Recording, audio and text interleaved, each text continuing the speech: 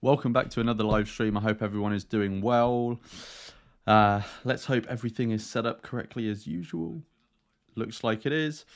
So I hope everyone is doing well. So today we are going to be watching BirthGap. Now, I know some of you might be thinking you already did a live stream ages ago reacting to BirthGap, and I will give a bit of an explainer and a bit of an intro for people who maybe haven't seen that already, don't know what BirthGap is. So basically, BirthGap is a documentary about kind of two things, I think. The first is trying to understand why birth rates are declining, because in most of the world, birth rates are declining. And the second thing is understanding what is the impact of that going to be. Now, the documentary is done by a guy called Stephen J. Short, which he has been doing sort of a round of the podcast recently. And I've done a reaction video to him maybe a couple of times, I'm not sure. But anyway, so he did the documentary, and an initial version was released a few years ago. I can't remember exactly when. And I did a reaction to that, but now an updated version of the documentary, and I think it's final version, but I might not be right on that. But an updated version of the documentary has been released. So we're going to be reacting to that. So I'm pretty sure it's like 2 hours long. So we're in it for the long haul. But yes, so I think that is everything to intro. There are a couple things I was briefly going to mention. So the first is just a reminder that there are still stickers available for people to order. So they are that one's upside down. So they're completely free. You don't need to pay. You just need to cover the postage. That one is also upside down. And these are Anti-natalist stickers. Link is in the description of this live stream. You can also find it all over my channel. And yeah, they are free because of a generous private donor who has put the money up to make these freely available to people. So you just have to cover postage. And lots of people have been ordering them, but there are still a few left. I mean, it's only been a few days since I announced them. So get in there while the going is good and get yourself some free anti-natalist stickers. The other thing I was going to mention before we actually start watching the documentary is that I think Stephen J. So one of the podcasts Stephen did recently was on Modern Wisdom. Or I'm not sure he calls it Modern Wisdom anymore. But anyway, Chris Williamson's podcast, big podcast. And about halfway through the conversation, they start talking about antinatalism. And Stephen references a nihilist who watched all of his documentary and did a reaction on YouTube. And I'm pretty sure he was talking about me in that interview. So that's quite cool that Stephen, if I am correct, that Stephen watched an antinatalist reacting to his documentary. So that's quite cool. Maybe he will watch this one as well. If he is, hello, Stephen. So yeah, I think we can get into it. I don't think there's anything else we need to run through before we start reacting to the documentary. Yeah, I think that's all good. Okay, so let's start. What I will do is I'm sort of down here, but I will move myself if I need to because of blocking subtitles or anything like that. Let me know in the chat if the volume is too low, and also please say hello in the chat if you are watching. I see Louis has said hello, but I think that was posted before the stream even started. So yeah, if you're watching, please say hello in the chat. And yeah, let me know if you need me to boost the volume because I can do that. But let's start.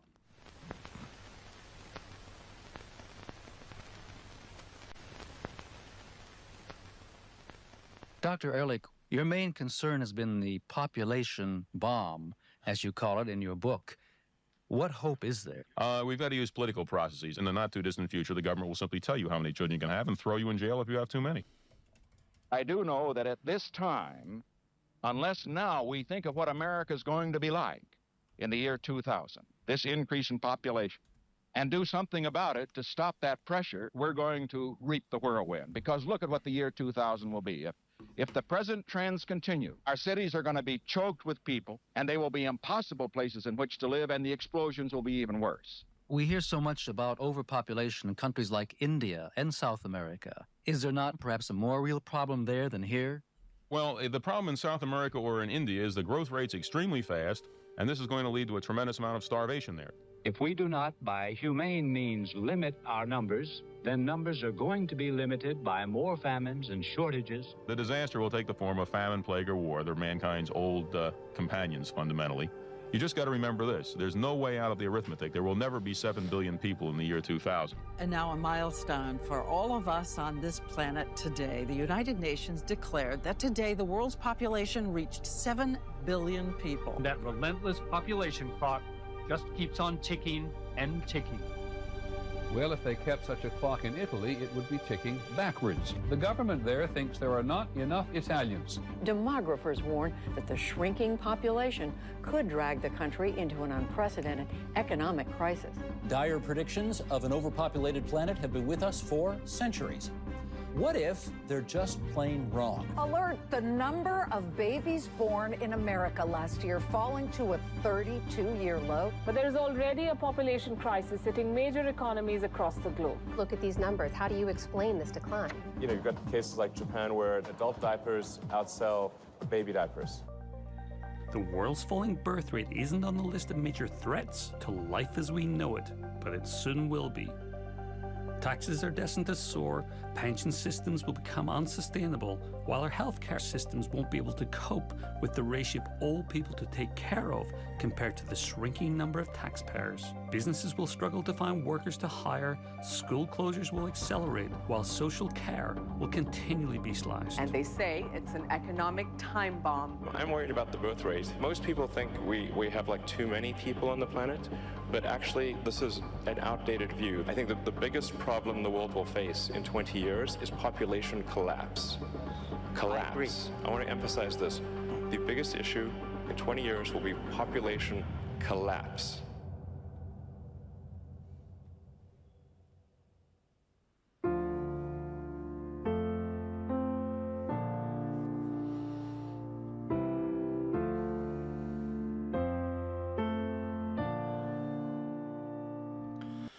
So, very quickly, before that was the intro to the documentary, and before we sort of go properly deep into the documentary, I'll bring it back on just to me. So,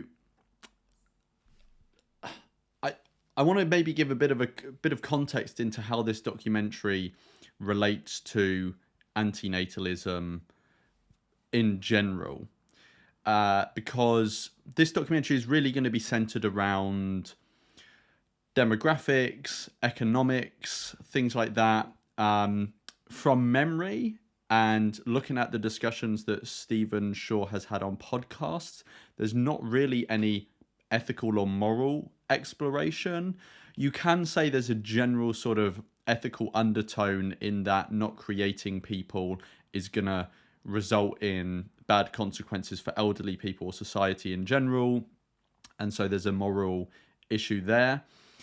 But this is more of a sort of like an undertone that someone has to draw out. It's not really sort of explicitly explored unless that has been introduced for this version of the documentary, because obviously I haven't seen this version of the documentary. But I don't think that was in the last one, and it doesn't seem to be a strong theme in the conversations he has on podcasts. So obviously there's a bit of a disconnect there between antinatalism and this documentary, in that antinatalism really deals with the ethics of creating someone.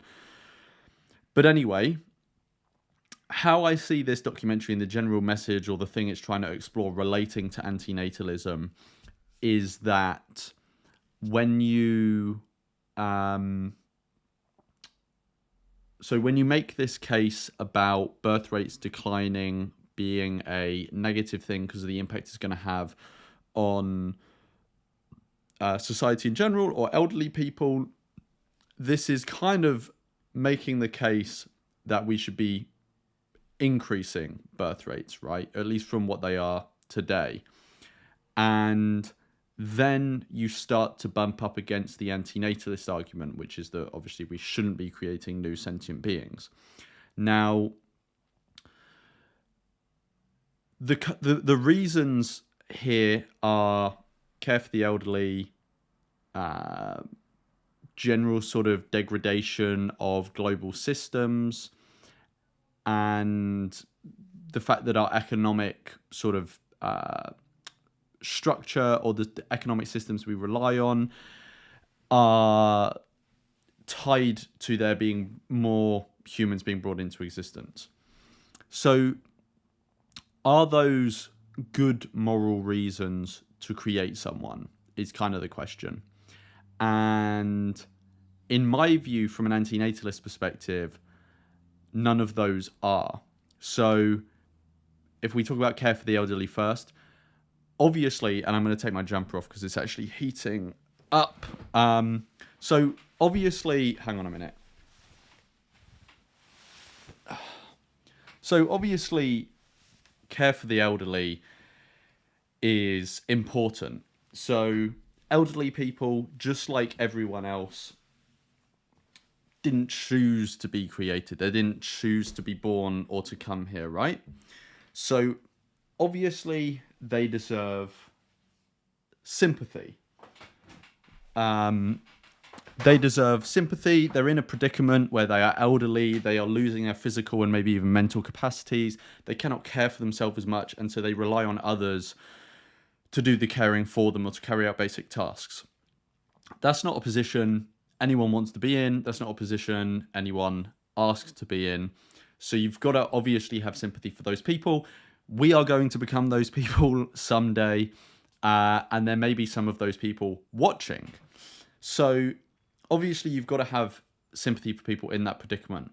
But then you've got to ask the question, should you be able to rely on just creating a whole new sentient being, a whole new individual person to try and alleviate your own problems? Because it's not a guarantee. We got to put that out there. It is not a guarantee. So you're creating a whole new person with the moral implications of that to try and alleviate your own issue. So you're using that person as a means to your own end. You're using them as like a resource. Obviously, there's going to be a serious amount of suffering and harm and ultimately death imposed on that person so that you can alleviate, let's be honest, in comparison, a more trivial issue. Even though to you it's a very significant issue, in comparison to creating a whole new life and all the things they're going to go through and then have to go through the same thing you're going through, it's more trivial or less significant, should we say, if we want to avoid the word trivial. So there's that deep ethical question now of, is it morally okay to be creating someone else simply so that you can solve your problem? Or should you try and exist within the, I agree, imperfect world that you're in and try and make the best with what you can and what you have? Now, someone may say, well, it's an imperfect world. That's a completely inadequate answer to give. I don't necessarily think it's an inadequate answer. I agree that it isn't a fully satisfying answer, and we do live in an imperfect system that I think strengthens the case for why you shouldn't be creating someone into this. You're essentially also arguing for a Ponzi scheme. But anyway, so there's that. I'm not going to re-go over the whole thing. It's basically the same argument for propping up the economy and propping up general systems in society as well. So there might be some slight nuances there, but generally the main thrust of the points are the same. So that, I think, is the sort of general outline as to how something like this documentary and what it explores relates to antinatalism. Just so there's a bit of background there. You probably all knew that anyway. Maybe I'm just saying something I really don't need to be. But yes, so I just wanted to give that as a general bit of framing before we actually watch the documentary, because a lot of what we're going to watch in the documentary is going to be very unfortunate and very sad to watch. And no one is saying that declining birth rates... Actually, there are some people saying this, but I'm not saying I fully sign up to this or the anti-natalists in general generally fully sign up to this. But it is going to be the case that declining birth rates are going to come with likely serious issues that we have to figure out. No one should deny that. There are some people who are making the case that it actually, we could lean into it and actually prosper from it. I'm not throwing that aside. That's something I haven't deeply looked into. It may be correct. I don't know, especially with AI going on at the moment. The world is just going to change so much. We don't actually know how things are going to interact with each other. So it's a bit up in the air anyway. But what was I saying? Yeah, I've kind of lost the thread of what... Oh, I was saying, you're obviously in this documentary, we're going to see a lot of things that are very unfortunate. You've just got to keep in your mind the whole time, should we be creating a whole new person to alleviate this issue, knowing that ultimately those people are also going to face very similar issues? So you're arguing for a Ponzi scheme, and it's a Ponzi scheme that's going to impose massive amounts of suffering and death on all the people brought into it. So that's what you've got to keep in mind. The medicine is worse than the actual disease. Right, okay, let's go. Oh, sorry, I need to bring it up on screen.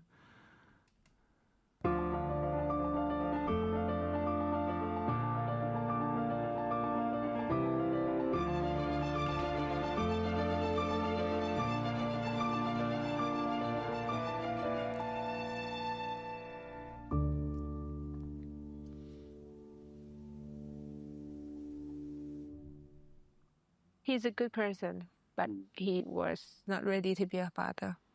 After the breakup, I start everything from zero. That's why I got very personal, very emotional, because when you first know that your partner didn't want, it's quite heartbreaking. โทษทีนะพี่หนูไม่ได้แบบหนูไม่ได้เล่าให้ใครฟังไงว่า This is my story too. My husband is a grand. Okay, let me move myself on screen because I'm gonna be blocking the. I'm gonna put myself up here because otherwise I'm gonna be blocking all the subtitles. That he is great, but you see, he still enjoy his other life, his drinking and all that. อ๋อพี่ไม่เคยรู้เรื่องเราสมัยนี้เลยโทษทีนะพี่พี่ไม่เคยรู้ลึกขนาด So sorry if people missed it because I was blocking the subtitles. So basically, my understanding is these women are essentially saying that they're very sad because the prospect or the sort of reality that they're not going to reproduce is hitting them. And they're saying this is because their husbands are kind of, living maybe a more, let's just say immature lifestyle or a lifestyle that isn't sort of according with what they want, basically. So they're having relationship issues.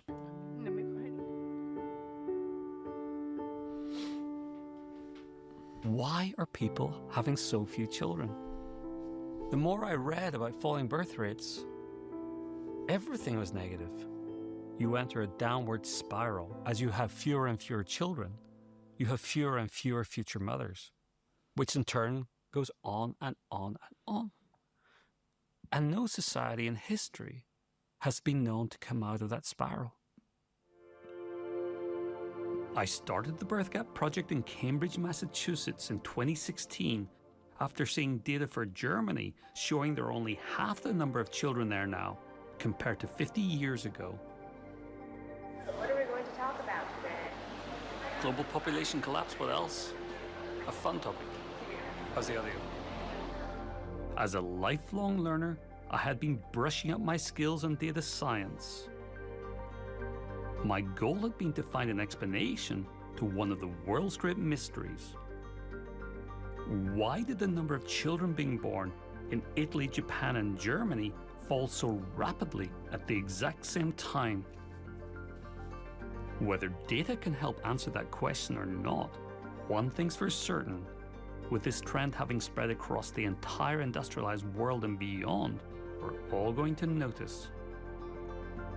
Due to globalization, a worldwide cascade of shrinking economies will affect all nations, including the US. But it's not just economic issues. Societies with low birth rates are destined to have a burgeoning number of older people to support. Humanity has never faced such a crisis. For a society with a sizable population to experience continuous and very rapid population decline in a prosperous and peaceful time, it's never happened in human history. There's no precedence. Should we be worried about population decline? Population decline is a form of social change. Can government be a practical substitute for the family structure that we took for granted up until, let's say, like breakfast yesterday morning? That's going to be really hard, I think. Am I right that people aren't talking enough about this?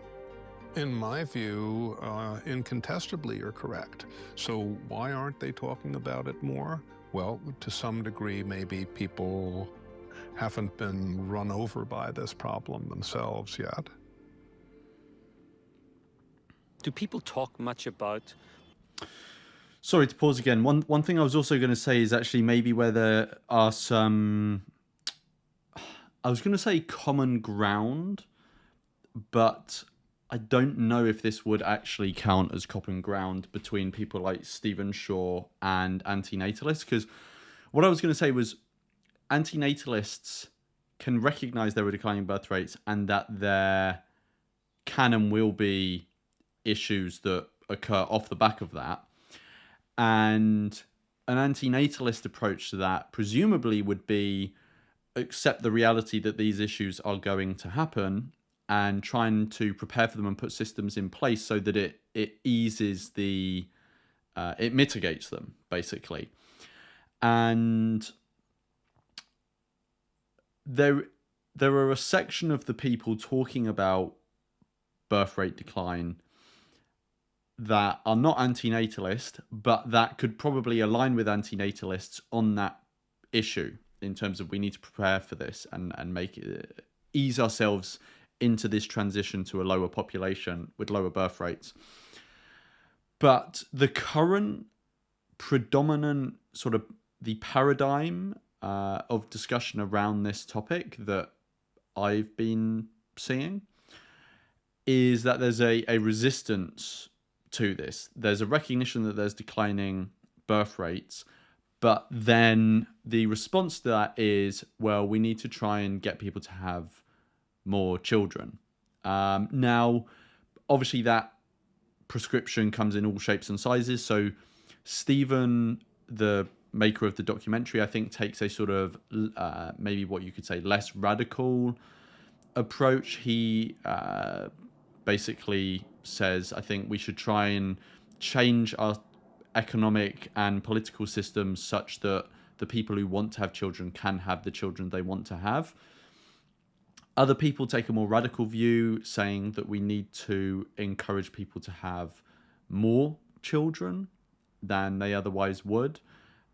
And then you have like the super extreme category, which is places like Russia, which I'm maybe going to be including a section in another video on. I've already done 2 videos on them, but they've been doing stuff like banning child-free propaganda, and there have been prosecutions surrounding that and this type of stuff. That's the more sort of extreme type of stuff.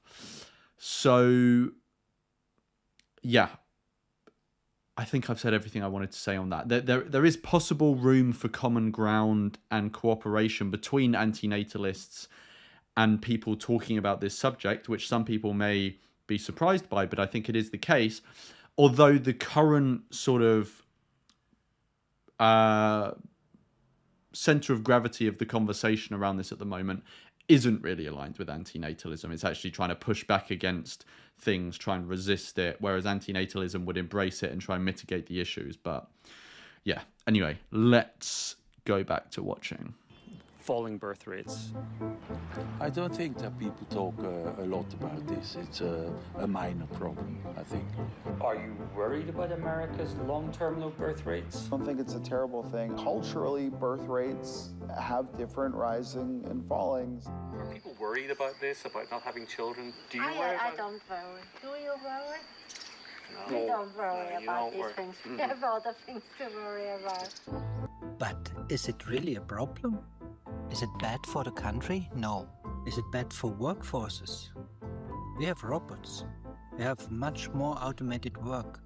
So why is it a problem? What people usually don't think about, it's a little bit counterintuitive, but what is unavoidable is massive graying, massive aging of the society. And so all of these places in the world which are under substantial below replacement childbearing for decade after decade are on a trajectory not only for shrinking, but also for really massive population aging. So you were shocked about hearing I was really shocked. The professor told us that, our generation is decreasing, so that we need to protect our older generation. And he showed the statistics. I'm really worrying about Japanese future. What Germany? Let's look at Germany. This is the map.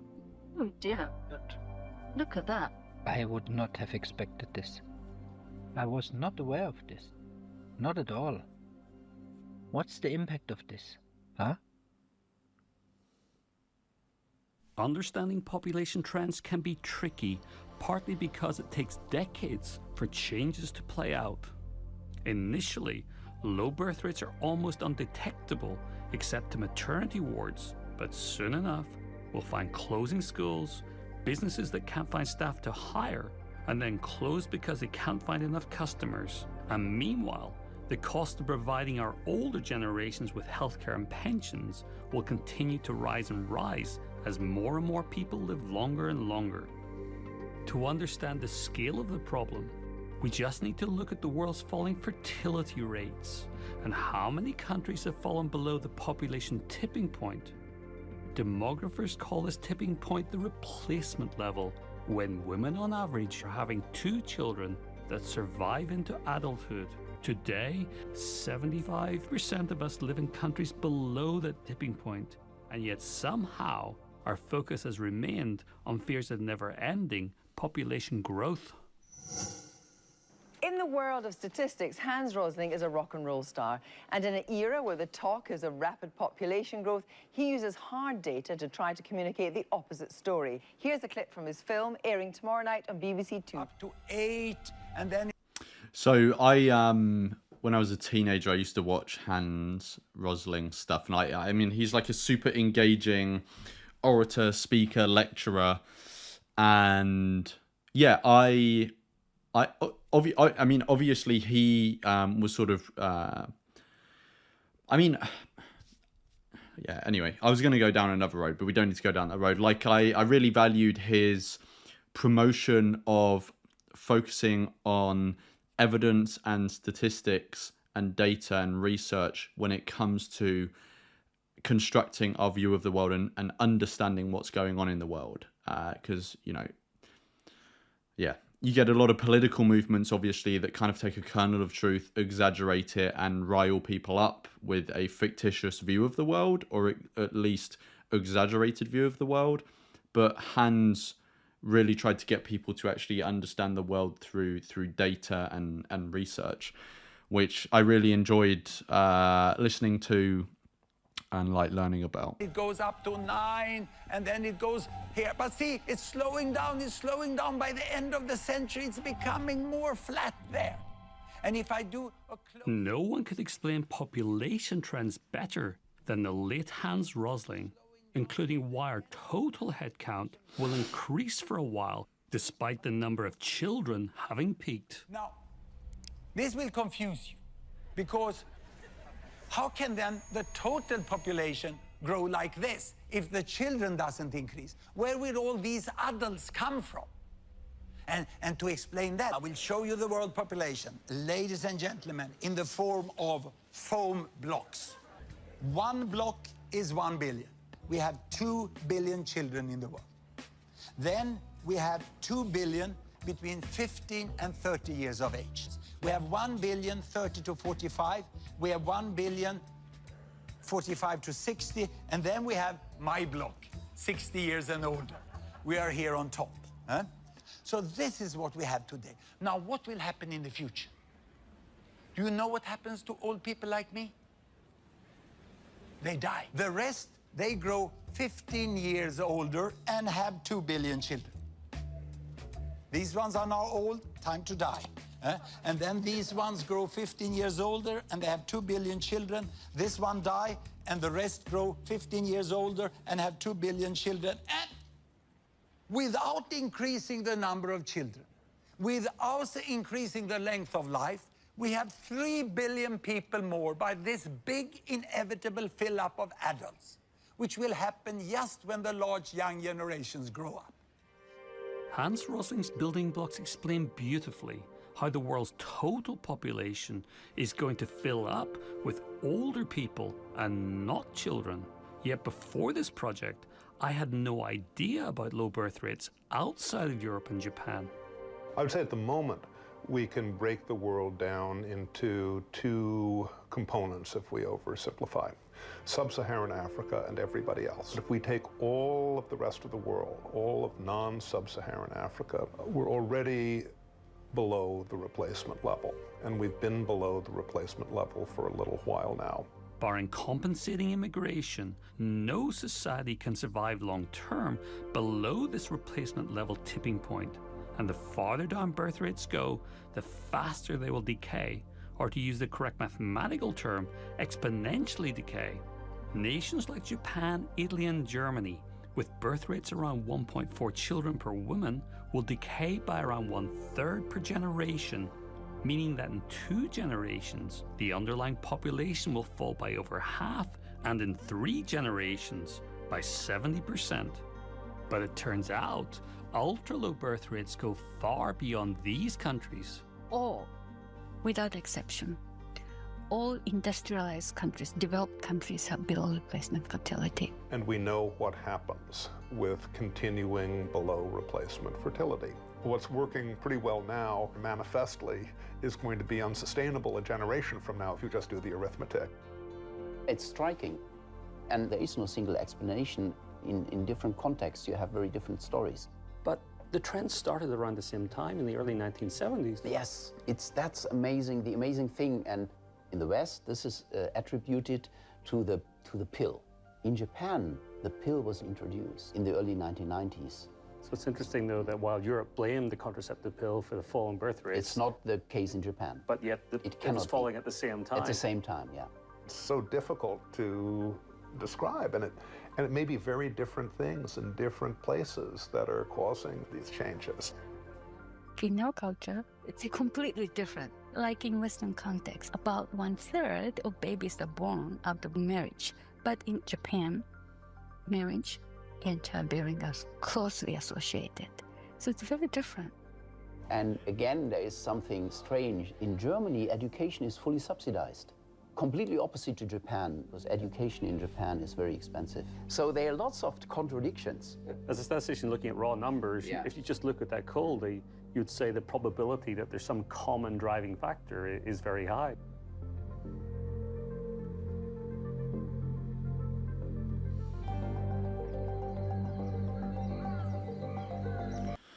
So I assume at some point in the documentary he is going to talk about it, but I know I watched in one of the interviews Stephen did, he spoke about how he has actually come across a singular factor now which seems to explain why countries around the world are declining in birth rate, because for a long time people didn't know, and different countries it was attributed to different things, but he says that he's found a singular factor, and well, I think that's what he said.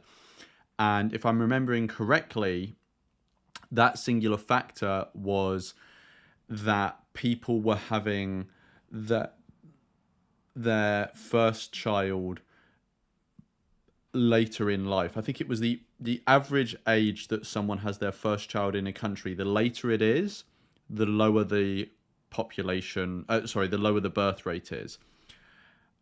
I think I've got that correct. Hopefully they do cover that in the documentary, because then we can see if I've remembered that right.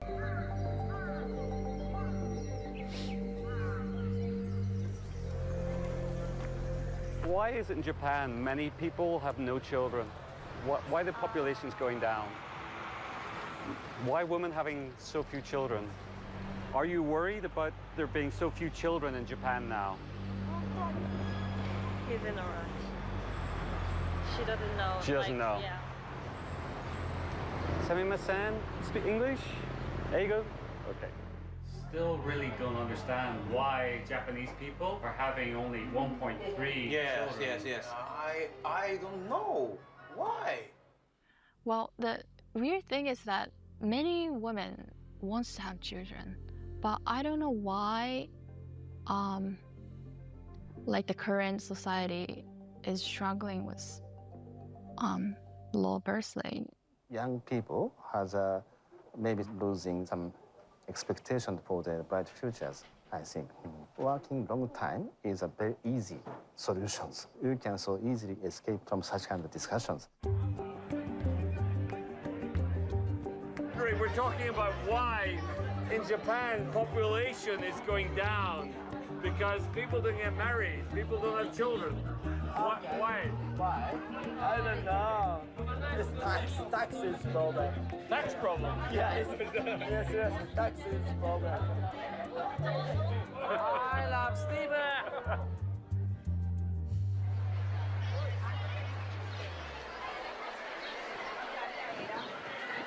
Just from your perspective, first of all, I mean, are you aware that in northern Italy that there is a low birth rate? Is this a surprise to you? Why here? Yeah, I'm not really surprised about this. Yeah, maybe the people think that they cannot give a good future to the children. So I think having a career is not easily combinable with children, especially in modern careers where you have flexible work hours, which means no one checks on your hours, but also no one caps your hours, so you can work a lot.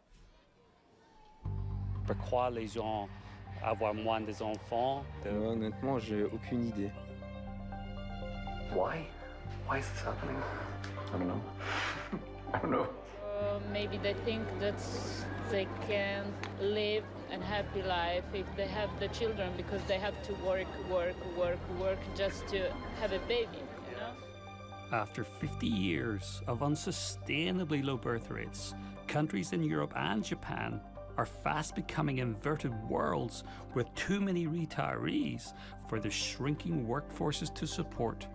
If we look at Italy, for example, in 2019 there were around 1 million people aged 50 who will be retiring in around 20 years' time.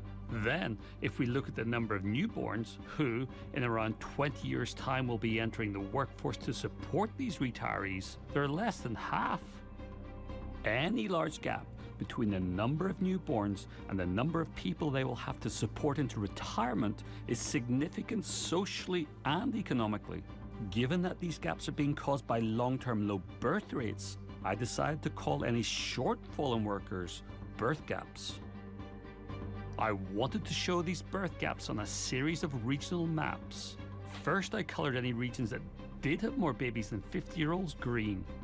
But in regions where there were too few children being born, I used increasingly dark shades of red, with the darkest red meaning there are less than half the number of babies being born compared to the older people they would need to support. And at the center of any region with a birth gap, I put a gaping black hole proportional to the drop in the number of children. Oh wow, it's a big gap. It's kind of scary. Yeah, that's crazy. Wow. Oh. Gosh, it's major, isn't it? It's like a shock. It's for me. It's like a shock. What are we making with our future? We are crazy. Yeah, this is not good. It's clear. It's a very powerful transformation. But now I want to show you, let's jump to somewhere else. Deutschland, yeah. Germany. Yeah. Auf Wiedersehen. Wiedersehen. While this trend only affected parts of Europe 50 years ago, by the 1990s, birth gaps had spread to every corner of the continent. Even Scandinavia, a region known for its gender equality and parental benefits, wasn't immune.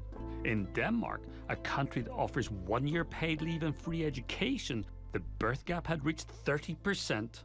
There had even been a campaign, Do It for Denmark. Kan sex redde Danmarks fremtid? Danmark har et problem, og der fødes ikke nok børn til at forsørge den aldrende befolkning. Yeah, I used this Do It for Denmark campaign as an example in, I think I did a video responding to Paul Joseph Watson, and he was saying that there's like an anti-natalist psyop, which is the dumbest. Anyway, we don't need to go into that, but anyway, like obviously governments all around the world are like really revving up support for pronatalism, putting money into pronatalist campaigns like this and other ways to support people having children. And a part of that video, I put in examples of pronatalist campaigns, and you know, if you're going to use the word psyops, and this was one of the examples. Skiftende regeringer har ikke kunne løse problemet, men der må være en løsning. Do it for Denmark. But it's not only Denmark in this coveted part of the world. In 2019, Erna Solberg, Prime Minister of Norway, became the first global leader to address her people on the birth gap crisis. Norge trenger flere barn. Vi nordmenn får stadig færre barn. For å opprettholde folketallet må hver av oss kvinner få litt mer enn 2 barn i gjennomsnitt. I dag er tallet 1,6. Da blir det relativt sett færre unge som skal bære en stadig tyngre velferdsstat på sine skuldre. Elementary school teachers across these countries are starting to notice. School leaders are talking about less kids coming in the next few years, so obviously we're going to have less classes and less jobs for teachers. Do you think people should be talking about this more? I think so, yes. I think so. Because me as a young teacher, I'm not thinking about this, but maybe I should do more. Some countries like the UK and France, while following this same trend, had smaller birth gaps of less than 20%. But what was most concerning was some of the larger countries in Europe. Some regions of Spain had 50% birth gaps, while parts of Germany and Italy had 60% birth gaps, meaning for every baby being born there will be more than 2 50-year-olds to support into retirement. In 2016, the Italian government decided it was time to step in. Primo Fertility Day, la prima giornata nazionale di sensibilizzazione e informazione dedicata alla prevenzione della salute riproduttiva. They quickly found out that people don't like governments telling them to have more children. Meanwhile, businesses are starting to notice. Di un rapallo, anche caratteristiche che sono mancati, non si sono ripresi nel tempo, nel senso che By 2020, Italy's birth gap had reached 56%, and every country in Europe except Iceland had more 50-year-olds than newborns. But to find the world's largest birth gap, we need to look elsewhere. South Korea is winning this race to the bottom with a frightening 69% birth gap. In other news, latest data shows South Korea's total fertility rate fell to a record low last year. South Korea has beaten its own record in having the world's lowest birth rate. The average number of expected births for women in the country has plunged to 0.72. That was in 2023. With children becoming a thing of the past in South Korea, a new form of parenting has taken over, raising what they're calling the dog child. These mothers and fathers are willing to spare no expense to give their dog children only the best. Dogs are like their children, except they're a whole lot cheaper. While in Japan, there's even an organization that lets young people try out being a parent for a day. 家族留学という取り組みを中心に展開をしています。そしてその場でわからないことはどんどん聞いていきます。子供が泣いた時どうするんですかとか、子供が生まれて変わったことって何ですかとか、どうしてこの人と結婚したんですかとか。Unlike Europe, where people have the shortest working weeks and longest vacations anywhere, people in Korea and Japan are struggling with work-life balance. And that makes having children an extra challenge. We don't have any role model in the real world. It's really rare to see how children are raised. We are just really worrying about it.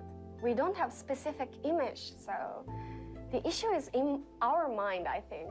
I think in Japan, marry means end of life for the humans.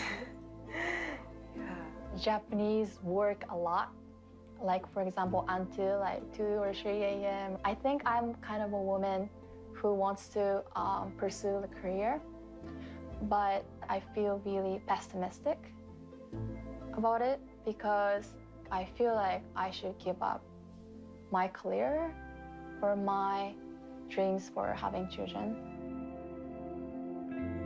Despite the vast differences in culture between Europe and Japan, the world's first signs of ultra-low birth rates emerged in both places at the exact same time, and yet no one has found a connection. It's hard to accept it's just one big coincidence.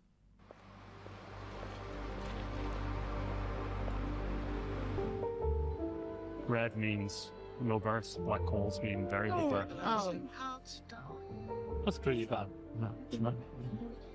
何なんだろうってずっと考えてんだけど、これはね、逃げたので分かんないのよ。何だったんだろうって。少子化になる原因って何だったんだろう。He's been thinking, maybe this reason, maybe this reason, maybe this, but still he doesn't know. 太心吗?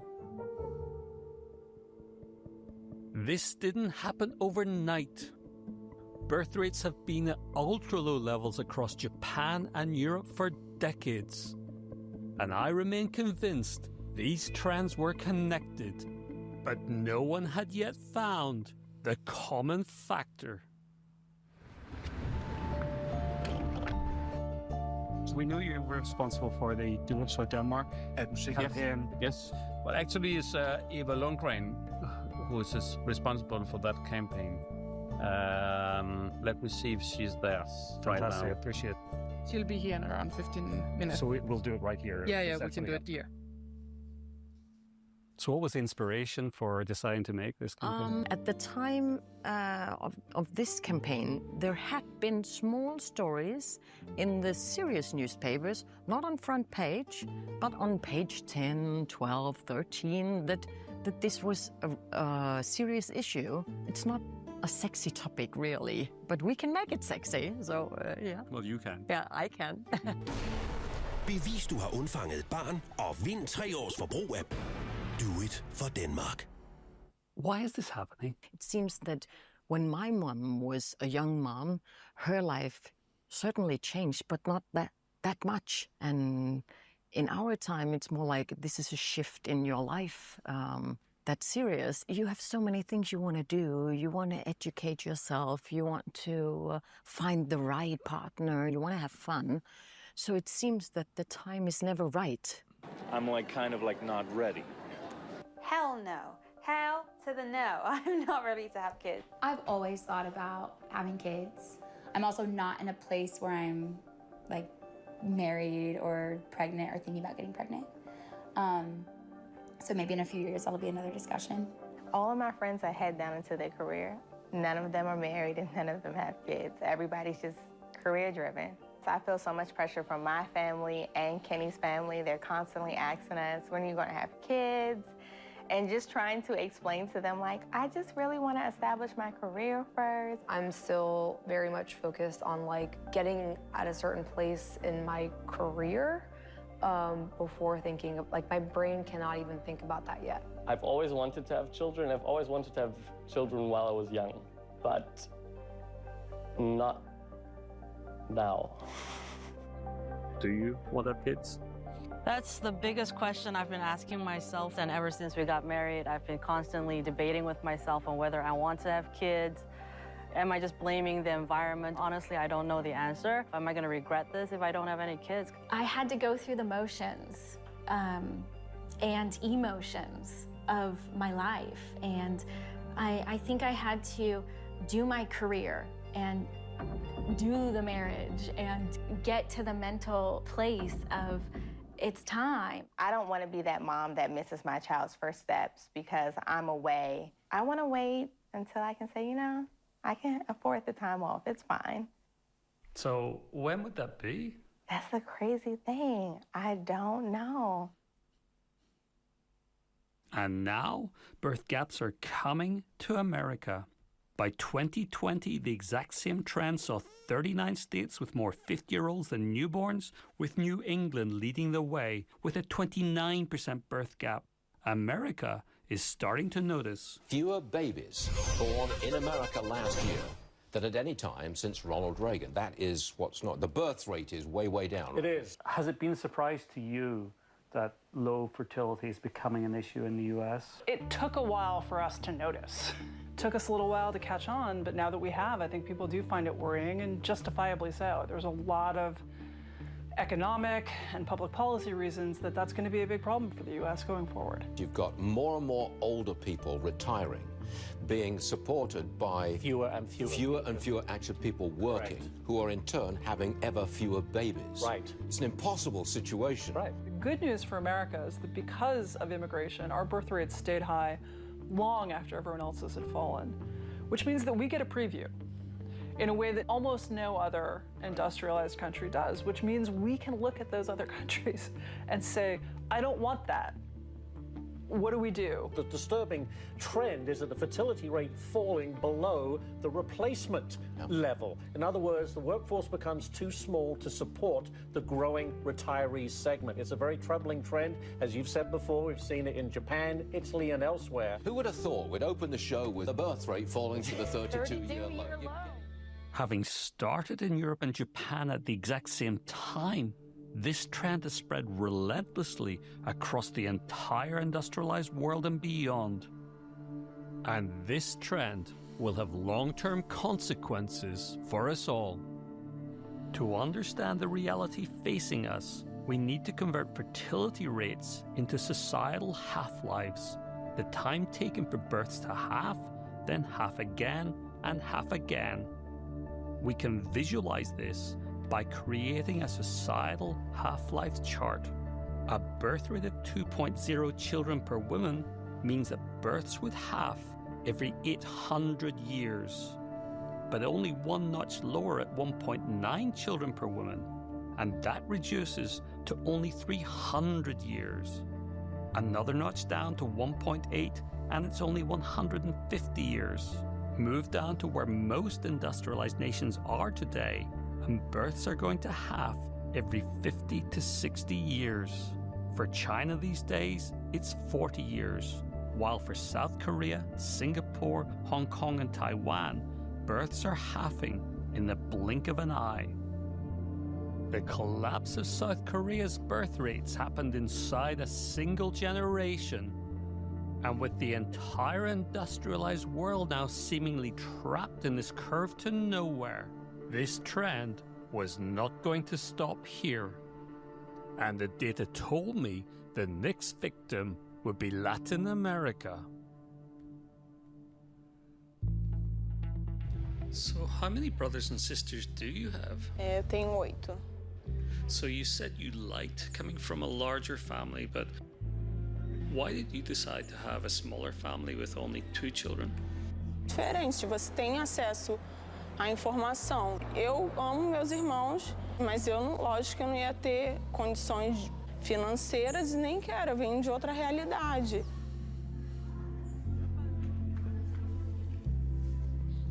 Então, eu acho que por uma questão da educação no Brasil, dualidade também, eu acredito que é bom assim ter tempo entre uma criança e outra.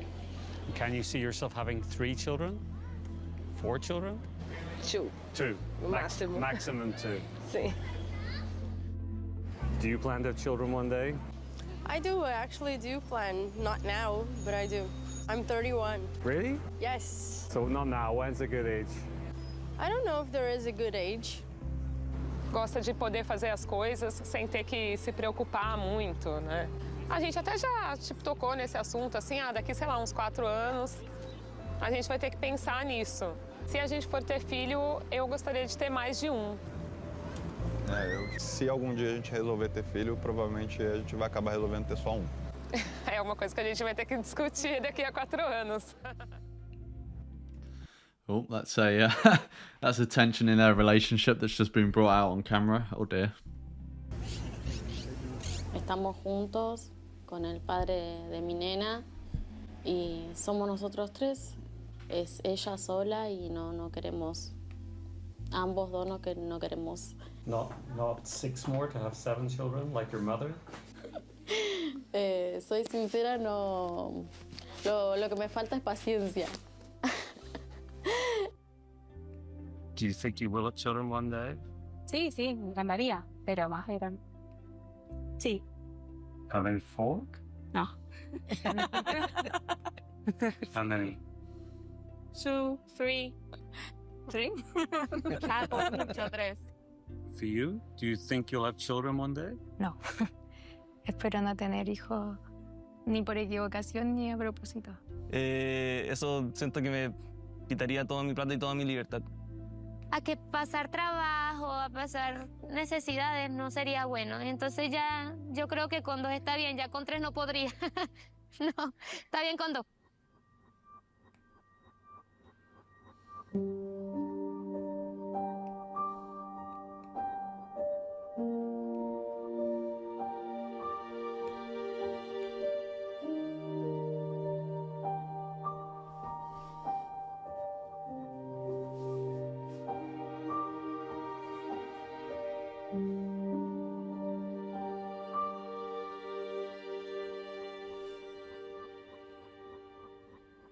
All across Latin America, low birth rates now rival those of Japan, Europe, and the US.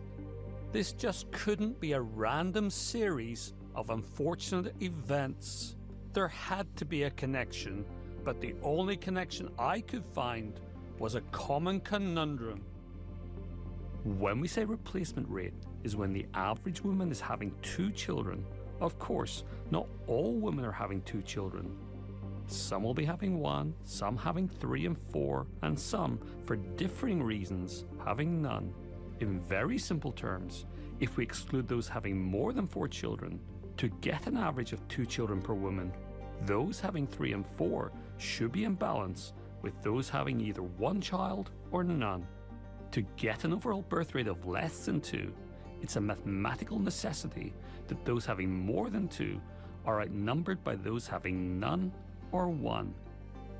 The lower birth rates go, the proportion of people having no children or 1 child must get greater and greater. The conundrum was that 1-child families were proving hard to find across all of these countries. I have a younger brother. I have an older brother, an older sister, and a younger sister. I have sisters and brothers. 私が2人姉妹で。今兄弟は4人ですね。I have one sister. 1人兄がいます。I have a sister and brother. I have 4 siblings, 2 sisters and 2 brothers. And when I met those a little older, I got the same response. You have 2 daughters, is that correct? Yes, 31 and 33. Well, I have 3 kids myself. For myself, I have 2 children, okay, the daughter and son. My assumption had been that countries with low fertility rates would have many families with only 1 child. And that assumption was held by other people too. The reason Japan's population is declining, of course, is people are choosing to have smaller families. But why could I not find these smaller families with only 1 child? Something wasn't right. One of the golden rules of data science is to use the most granular data possible to understand trends. What I needed was an annual measure of childlessness, but it simply didn't exist. The aha moment came when I saw the UN collects data on the number of first-time mothers and the children they then go on to have for many countries. Matching this data with total fertility rate data allowed me to calculate the missing piece in our giant population puzzle. The results connected everything. In Japan in 1974, around half of women were having 2 children, just over 1 in 5 was having 3, a similar number was having 1, and 6% were having 4 or more. Overall, the average Japanese mother was having 2.2 children, and with only 1 person in 20 remaining childless, the overall fertility rate for Japan was 2.1 children per woman. But somehow, over the next 3 short years, childlessness exploded to reach 1 person in 4. Yet the percentage of mothers having 1, 2, 3, or 4 or more children hadn't changed at all. This wasn't a shift to smaller families. This was simply an explosion in childlessness. Wind the clock forward to 1990, and childlessness in Japan had reached 1 in 3 women, and yet the average children per mother had increased slightly to 2.3. Since 1990, this pattern has been locked in Japan, with almost no change to family structure or the 1 in 3 remaining childless. Even the proportion of mothers having 4 or more children has remained at 6%, exactly the same as 1974. Changes in demographics tend to happen slowly, but in Japan in the summer of 1974, something startling happened. Until 1973, the country was booming and the number of babies was booming. There was a new concept around, the concept of the modern apartment with kitchens, flushing toilets, and entertainment space. So it might be worth just clarifying there in case some people missed it. So what he's saying is the declining birth rates don't actually seem to be a case of people having less children. The people who are having children seem to be having around the same number of children. It's that the number of people having children is declining. So you're getting more people who don't have children at all. But out of the people who do have children, the proportions of the number having 1, 2, 3, 4 or more seem to be staying the same. So family sizes are the same. It's just the number of families is decreasing, if that makes sense. Complexes were springing up all across Japan, and with no end in sight to the country's economic renewal, this young generation had little to worry about. But the mood was about to change. In October 1973, the global oil shock sent the country into a frenzy, and the young generation that was just settling into their new modern lifestyle suddenly had to confront sharp price rises in food and commodities and shortages of the basics. And the data shows, precisely 9 months later, across every prefecture in Japan, the number of first-time mothers plummeted and would never recover. Childlessness for 1/3 of Japanese women became the societal norm. Japan was hit hard by the oil shock. It was the world's largest importer of oil at the time, and across the entire country, many young people decided it wasn't the time to become parents. And we can see from the data, this delaying of parenthood meant that many never would. Across in Europe, Italy is described by academics as having been the worst hit by the oil shock. Family structure in Italy in 1974 was remarkably similar to Japan. On average, mothers were having 2.3 children. Childlessness was even less in Japan, with only 1 in 30 people having no children, meaning that the overall fertility rate was 2.3 children per woman.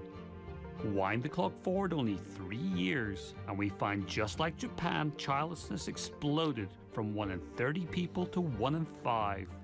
By 1990, 1 in 3 people in Italy were destined to be childless, and by 2018, childlessness had reached 2 in every 5 Italians. Yet throughout this time, just like Japan, family structure hadn't changed at all. But this story isn't about Japan and Italy. Across the entire industrialized world where we have data, in recent decades there's been no change in family structure. Across these countries in the late 1980s, the average mother was having 2.4 children. 30 years later, that number is exactly the same. And all of these nations, just like Japan and Italy in the 1970s, have transitioned to become childless nations. Nations where 1/3 or more of people will be childless for life.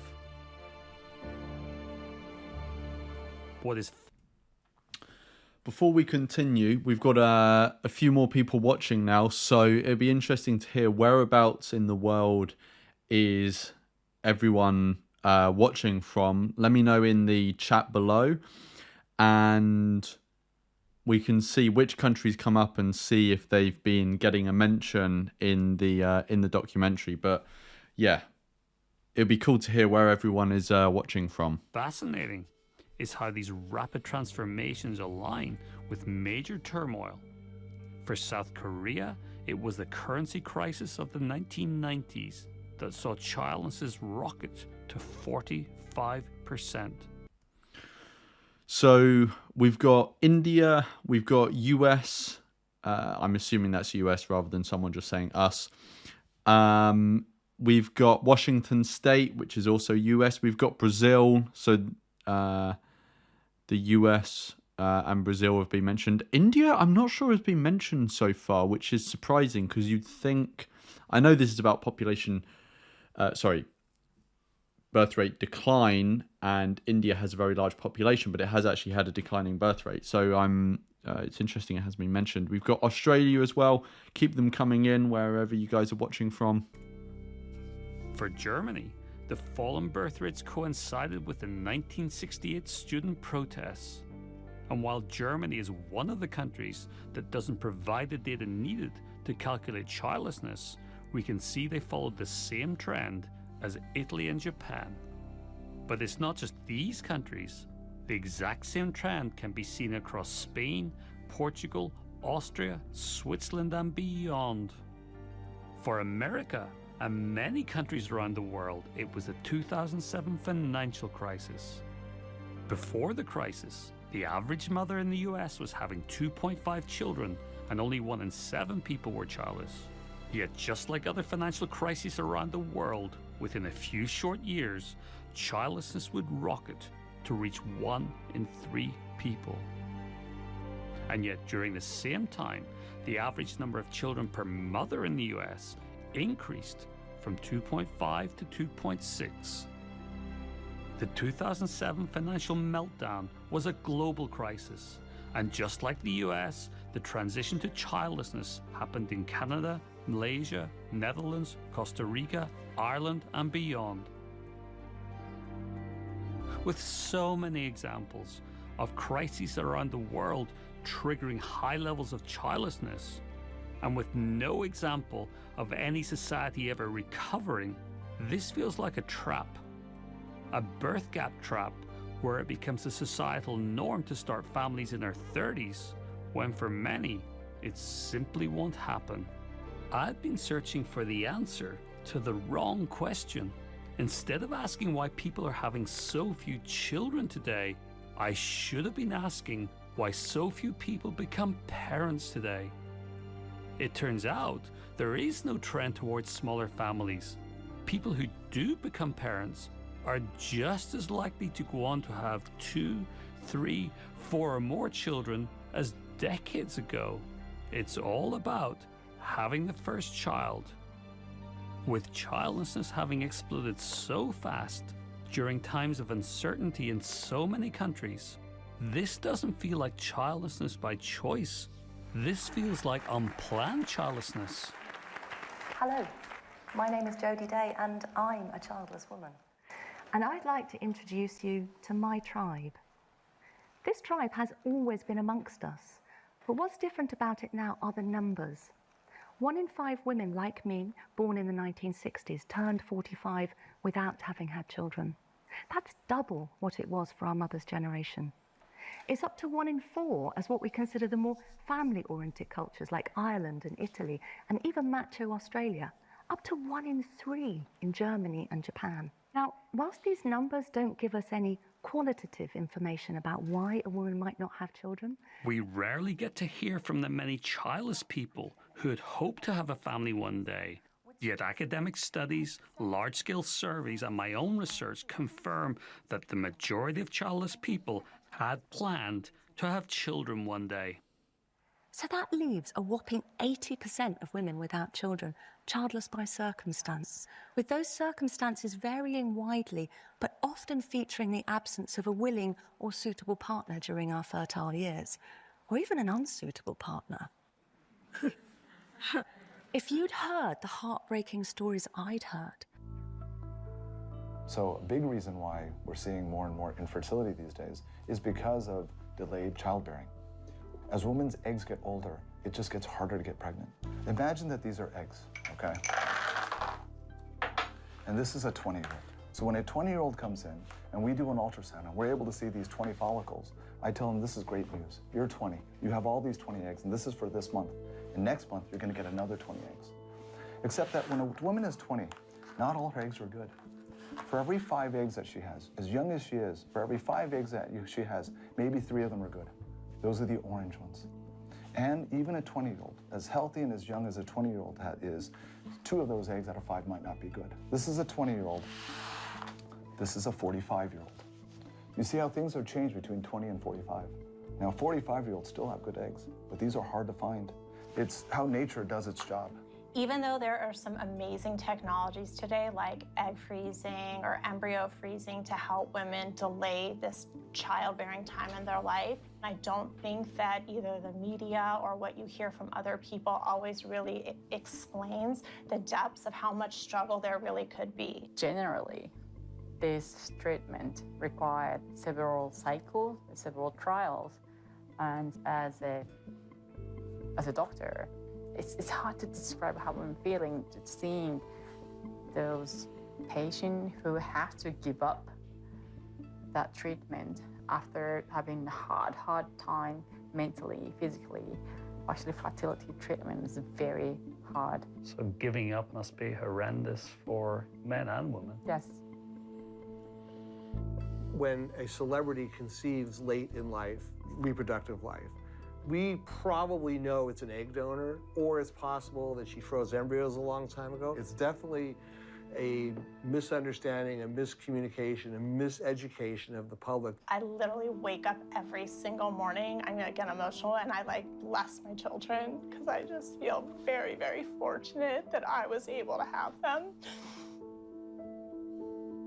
I'm someone who married at 37 and had always thought I would have kids, and then it turned out I wasn't going to. And I think it can be a tremendous source of unhappiness. For me, it wasn't a decision. I don't remember a time when I said, okay, I'm not going to have a family. It would have helped if I'd known it was grief, or if the doctors and therapists I consulted about my life-wrecking distress had known, but they didn't. Grief is a language that this lost tribe speaks fluently. Yo pensaba que tenía tiempo, que mi década entre los 30 y los 40 iban a ser suficientes como para que yo pudiera desarrollar mi actividad profesional y después tenía tiempo para ser madre. Y bueno, hice mal los cálculos, postergué porque creí que tenía tiempo. Did you want to have children? Sim. Gostaria de ter tido um filho há 5 anos atrás. Gostaria. Mas não aconteceu. Mas gostaria sim. Gostaria de ter tido antes. De poder ter tido filho antes. 20代の頃にもっとデートをしてもっといい人を見つけてもっと子供を作るように努力すればよかったと思ってます。I think if you caught me at the right day in my 20s when I was very in love or excited about a partner, I would say yes. But if you were to pry into that, I might say, oh no, that seems crazy to have a kid in my 20s. Llegó un momento en mi vida que a lo mejor sí quise de verdad intentarlo nuevamente, pero era muy tarde. too late.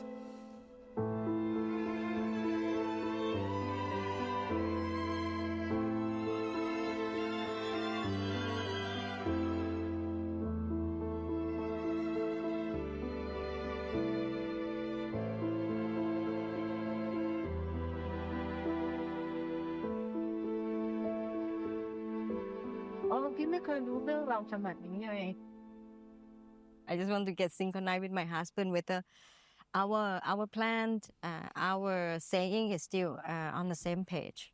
Has he answered you yet? He did not actually. Why not ask now? Yeah, yes. We plan to have children for the fact. I want at least 5 kids, yes.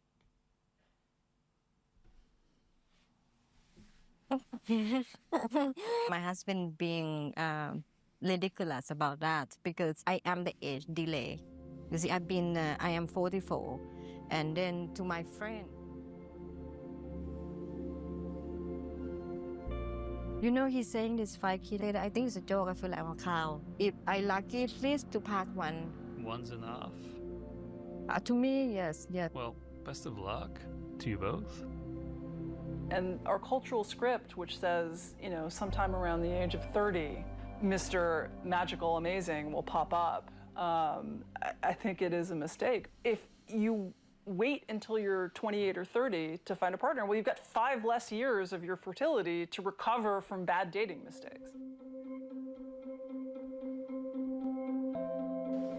Después de mi divorcio, es el punto. No ha habido una relación significativa que me acompañe en un proceso de ser madre.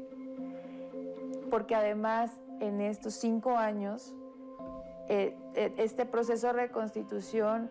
Can I ask if you've given up on the idea of becoming a mother one day?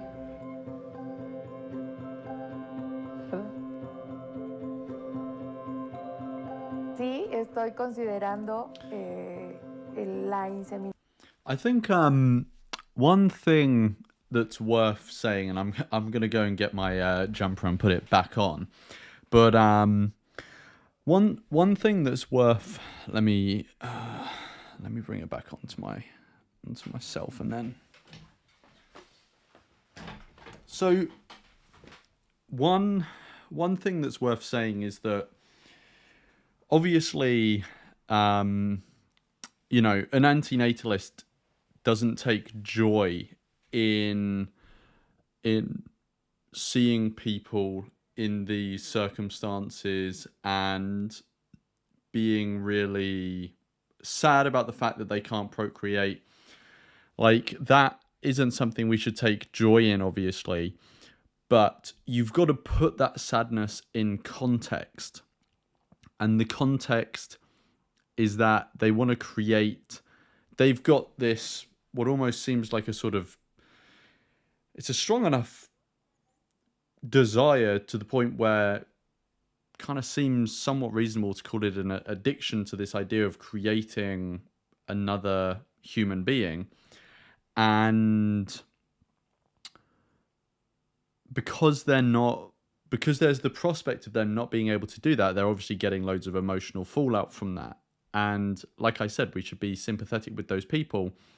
But again, put it in context. So they're having this emotional fallout because they can't create another person who is then going to, one, be in the same predicament as them, but they're imposing a serious amount of harm on that person so that they can fulfill their own desires. We've always got to put that in context.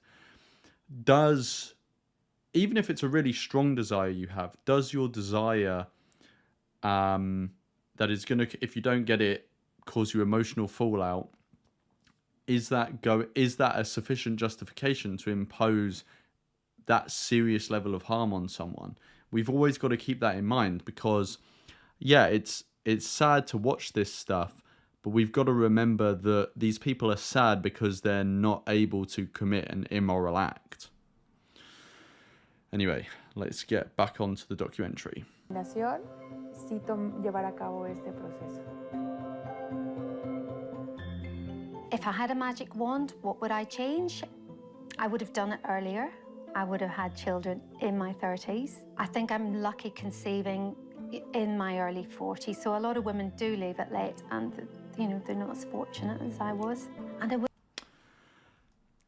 Can I just check? Can anyone watching just put a message in the chat, because there were 40 people, 45 people watching like literally 1 minute ago, and now I'm being told there's one person watching, and I've got it up, so presumably that would be me. And I'm thinking there's either a fault my end, or YouTube has just absolutely fucking like trashed my the stream. Okay, there's a bunch of people replying, so I'm not sure what's going on. But yeah, that's super. Okay, there's loads of people saying they're watching. That's very strange, because it literally went from 45 minutes to literally one person watching. And then I was thinking, are people that offended that I'm gonna put a jumper on? Are people expecting me to be should I be taking clothes off for the, you know, to keep the it's like, are people wanting a strip stream? No, I'm joking, obviously, but yeah, that was a bit weird. Anyway, let's continue. I would have liked a bigger family. I think it would have been lovely for my son to have had siblings. It's easy to say now, but yes, I think I should have done it earlier. I was 40 at the time when I started IVF treatments. I had my first transfer, so they do an embryo transfer, and that was on July 31st, and it was successful. That was 3 weeks ago. Mm-hmm. Congratulations. Well, but they give you these statistics. They say at 41, there's all these complications, and so I'm cautiously optimistic.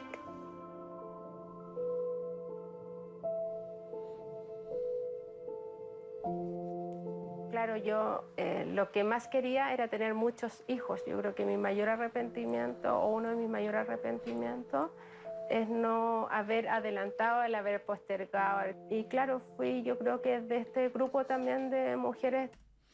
Now I see people are calling for a strip stream. Well, we're gonna have to get to know each other a lot better before that happens. Que fuimos tardíamente mamás, porque cuando quise tener más hijos ya no pude. Tenía estos problemas que muchas de las familias que vienen acá los tienen. Pero el arrepentimiento es tan grande después que uno piensa que también lo tiene que hacer por el otro. O sea, sí, yo estoy muy arrepentida en mi caso. My thinking right now for having children is we are looking into the adoption process. In the US? You know, that's a good point. That might actually be a sort of silver lining here. I mean, you know, this is sort of an added bonus to an anti-natalist, but if you're accepting the sort of negative narrative that is being portrayed, there's a silver lining there, which is that presumably more people are then going to be pursuing adoption, and those people presumably are going to be slightly older, so they're maybe in a better financial position. So that is a that is a silver lining. So that's like very sort of mature thing for this woman to do. Europe and Latin America, people planning to adopt was a common story. I want kids, even if I don't meet somebody, I'm probably going to adopt a kid. I've also been fascinated with the idea of adoption. Hands down, 100% I'm going to adopt. Não, a gente nunca nem pensou que eu possa ter algum problema para engravidar, e eu acho que se tiver, não seria problema pra gente adotar uma criança. It's good to see that there's a lot of people out there that like aren't wedded to their own genetics, you know, like this sort of narcissism of, I mean, maybe that's an uncharitable way of putting it, but it comes across like a sort of narcissism of oneself. They sort of fetishize their own genetic likeness, when you could raise someone. I think, did I speak about this in a stream the other day? That like raising someone who is genetically similar to you, to many people feels better, but it doesn't feel better in my understanding because of any tangible thing about that person. It feels better because of how you are perceiving the relationship you have with them. You feel, for a relatively arbitrary reason, like you're closer to that person or there's a deeper relationship there. But there's no reason to have that perception. Maybe we're sort of biologically predisposed to have that perception. I get that. But we can, like, try and alter our own perceptions. There are many perceptions we have about a range of things that we can work on changing. And I think the example I gave was, like, sometimes it does actually happen when you're at a hospital, you've given birth, babies actually get mixed up and the wrong baby gets given to someone. So you could actually, and say this baby is like the right sex you were expecting and like is the same race as you. So there's no obvious reason why this baby is not yours. You could then raise that kid and have the deep relationship that is facilitated in your mind by a genetic likeness because you believe this child to be your genetic likeness, but they're not. So that does show that it is just your perception. It's nothing tangible about the actual being having your genetic likeness. But yeah, so it's good to see that there are more people breaking through that sort of genetic narcissism or whatever you say. For every infant that's available for adoption in the US through the domestic infant adoption system, there are approximately 30 families hoping to adopt that infant. So you can just do the math. That's way more of a demand for an adoptable infant than there are babies available. And if we adopt children, they might not be infants. They'll probably be older children, maybe 8 years old. Meanwhile, international adoption is getting harder and harder as more and more countries look after their own orphan children. I tried to do international adoption. We went to a lot of orphanages in Mexico, Guatemala. I went to one in Costa Rica. And right as we were going to start the process, I got a call saying that, Guatemala had decided not to do any out-of-state adoptions. It was devastating. Someone choosing to place a child for adoption is a very rare choice. I have a lot of empathy for people who want to be parents, but there's no guarantees that a family that wants to adopt a baby will adopt a baby. Naturally, becoming a mother isn't for everyone, but sometimes people do change their minds. I was 32 when I had that biological urge to wanting. One thing I've noticed, and maybe this is obvious and everyone has noticed it, but like this documentary does seem to be very woman heavy. Now, to some extent, I can understand that because, women have tended to be more associated with fertility. So maybe they're sort of interviewing women because of that general sort of bias. Maybe it's because I don't know the data on this, but it might be plausible that in many countries, the number of children couples have tends to align more with what the woman wants rather than what the man wants. That might not be true. That is just my sort of a guess that at least in some countries that's the case. And also it's the fact that women are now don't take this the wrong way because this is sort of like bad wording, but I'll explain what I mean. Women are sort of the limiting factor in my understanding when it comes to reproduction. So for example, if you have 5 women and 1 man, that 1 man isn't the limiting factor because he can impregnate all those 5 women, right? So those 5 women can be all pregnant at the same time. Whereas if you have 5 men but 1 woman, the woman is still the limiting factor because only 1 woman can be pregnant there. Even though you've got 5 men, it's the women that carry the pregnancy, and so they dictate the level of reproduction that can happen, the number of women and also their preferences. So it could also be that as well. I don't know, but I think it probably would have been better to have a bit more balance because then it's just playing into this idea that like women, I don't know, have the domain of reproduction or whatever, which obviously, again, I understand, like, women are the ones that biologically will carry the child, but it's a two-way street. Like, the man and the woman obviously have to be involved in the decision. So yeah, I don't know, maybe I'm just being bigoted here and I've just only noticed the women, but it does seem quite female heavy, so it would have been probably better to have more of a balance in who they're talking to. But yeah, I don't know. To have kids? Yeah, to me it came sudden. I didn't really care to have kids, and I just woke up. I felt like, okay, this is my year. I need to have a baby. That was the only thing that I could think of.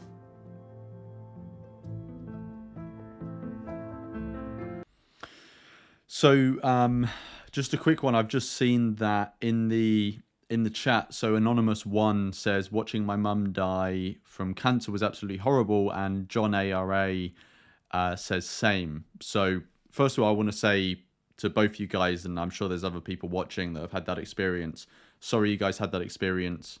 That sounds fucking horrible. I have not witnessed like my mother or my father die or from cancer, because both of them are still alive, but I have witnessed my granddad die from cancer, and to a lesser extent a family friend as well died from cancer, although I was less sort of present in seeing him sort of degrade. But yeah, it's horrible watching someone that you love degrade in that way and lose their sense of self mentally, lose the capacities they had physically. And obviously this happens to everyone who gets old. You lose your capacities over time, but it tends to be more drawn out, and you have you have time to adapt to it. With cancer, it can often come much more quickly. It's fucking horrible to watch. So yeah, I think we always need to keep in our mind that when we're talking about the ethics of procreation and we're talking about things like suffering and harm, it's good not to over-intellectualize it to an extent. And I'm sure I'm guilty of that. Like, I over-intellectualize it sometimes. And you talk about things a lot in the abstract, but we've got to remember that like someone getting cancer is this very real thing, and it's horrible to watch someone go through, and then people create someone they purport to love most in the world, knowing that that is a very real prospect for them. Yeah, but I'm sorry you guys went through that. I went through a somewhat similar, not exactly the same because it wasn't like a parent, but yeah, it's a horrible process to go through. Right. And for at least some people planning to be childless for life, test driving being a parent for a day can change minds. I didn't really want to marry or get a child before joining this program. Oh, really? You were thinking of being childless? Yes, I wasn't really sure. I didn't really like the concept of family or getting married. So visiting 4 families changed my view. But for some people who change their minds, it's simply too late. Sometimes I realize that when I get old, like my mom's age, I won't be able to have the same experience. H in the chat says, would love to know why you became antinatalist. Maybe you've discussed it in a previous video. Yes, so if you go on my channel, on the home page, there's like a pinned video that explains why I'm an antinatalist. I mean, there's an infinite number of ways I would expand on that video, but that's a sort of brief overview. You can obviously just go through loads of my different videos and the arguments I give, you know. And then there's also a video I did on how I became an antinatalist, which does actually include my experience with my granddad. You can just type in Lawrence Anton, how did I become an antinatalist? It should come up. Yeah. I caught because I don't have child. So I enjoyed my life, but now I regret it. You regret? Women appear to be much more open to talking about unplanned childlessness, but clearly it affects men too. So welcome to World Childless Week. Okay, so now we're getting more involvement from the other half of humanity. Everyone, I'm Michael Hughes. Let's go around the room. So how about you go first, Donnie? I'm Don, and I'm in Los Angeles. I'm childless. My circumstance is not finding a life partner. Tim, how about you go next? My name is Tim. I'm German. We have just decided that we will not continue with IVF. 25 years of thinking you would have kids, or we would have kids, and out of a sudden realizing, well, we won't. Thanks, Tim. Ken, it's great to see you here because I know you've been battling. I'm better now than I was a couple of years ago when I lost my mind for probably about a year. And just to say, it's great that there are these support groups for men and women and any other group that feels like they want to come together around this topic, because again, like I said, people are really addicted to this idea of creating someone and almost base their whole life around it and their future around it. And again, like I said, we should have sympathy for people when they can't get what they want, although we realize that it would be unethical for them to actually do what they want, and so obviously it's good that they didn't do it in that way, but, have sympathy for the fact that the way they feel about it. And so given that these guys, and there will be women's groups as well, I'm sure, have got to the point where they are giving up, right? It's good that they've got that support to help cushion them from the emotional fallout or help connect with others around that. Because, I don't think having groups like this is gonna risk increasing the number of people that are procreating in any way. I don't think this sort of support group is like, I guess in one way you could kind of frame it as pronatalist because it's based around this pronatalist idea, but it's not pronatalist in the sense that it's supporting the system of creating new people. I don't think these groups existing is going to increase the number of people being created or anything like that, but it's good that since these guys are in this predicament, which obviously the best thing would have been not to create them in the first place, they wouldn't be going through this predicament, but yeah, it's great that they have this way of being able to support each other and the women too. This is the only place where I can freely and openly speak about the feelings of being childless and everything. There's nobody I have at work or a friend or anything like that. No, I spend a lot of lonely times within myself, I guess, going over these things, what never was, what'll never be, and how to deal with it. Hearing people talk about their kids in all situations, And just very quickly as well, so I've seen that H has said, please remember to 100%, please remember to like the stream. There are 48 people watching from what I can see. There's only 34 likes, so definitely like the video. And James says, saw you quoted in a recent ABC News article. Yes, so let me think. So I think actually I scheduled a post to go out on my channel earlier today. Yes, it went out. So I put a post out on my channel earlier today about, there's an upcoming book called Seed by a woman called Bree Lee, which is a fucking sick name, by the way. And I think it's her second, maybe third novel that she's done. And it comes out on the 30th, which is only in a few days. And the book centers around an anti-natalist. So that's why I'm sort of sharing the book so people can sort of have a read of it and look at it. But she also recently published an article in ABC News, which I believe is an Australian outlet, talking about antinatalism. And yeah, I think I was referenced in that about antinatalist advocacy, being one of the founders of antinatalist advocacy. So that was cool. And at the time, I didn't actually realize that it was her authoring it, who's also authoring the I just hadn't really connected the dots of like who she was and stuff, but I later connected the dots. So that's super cool. And yeah, I have reached out to her agent to try and see if she'll come on the channel for an interview, but I'm assuming she's going to be very busy at the moment. And yeah, I'm not sure if that's the sort of thing she does, but we can see. Hopefully she does. Cool. But yeah, if you wanna read that book, then obviously it's not out yet, but when it comes out in a few days, you can pre-order it already, I think, and it does audiobook and stuff like that. I've put the links in the post on my channel, so just go on my channel, posts tab, and it's the most recent one. The thing is, you may look at our lives and think that they're like your lives, but with more freedom and cleaner furniture. But what you can't see is our grief.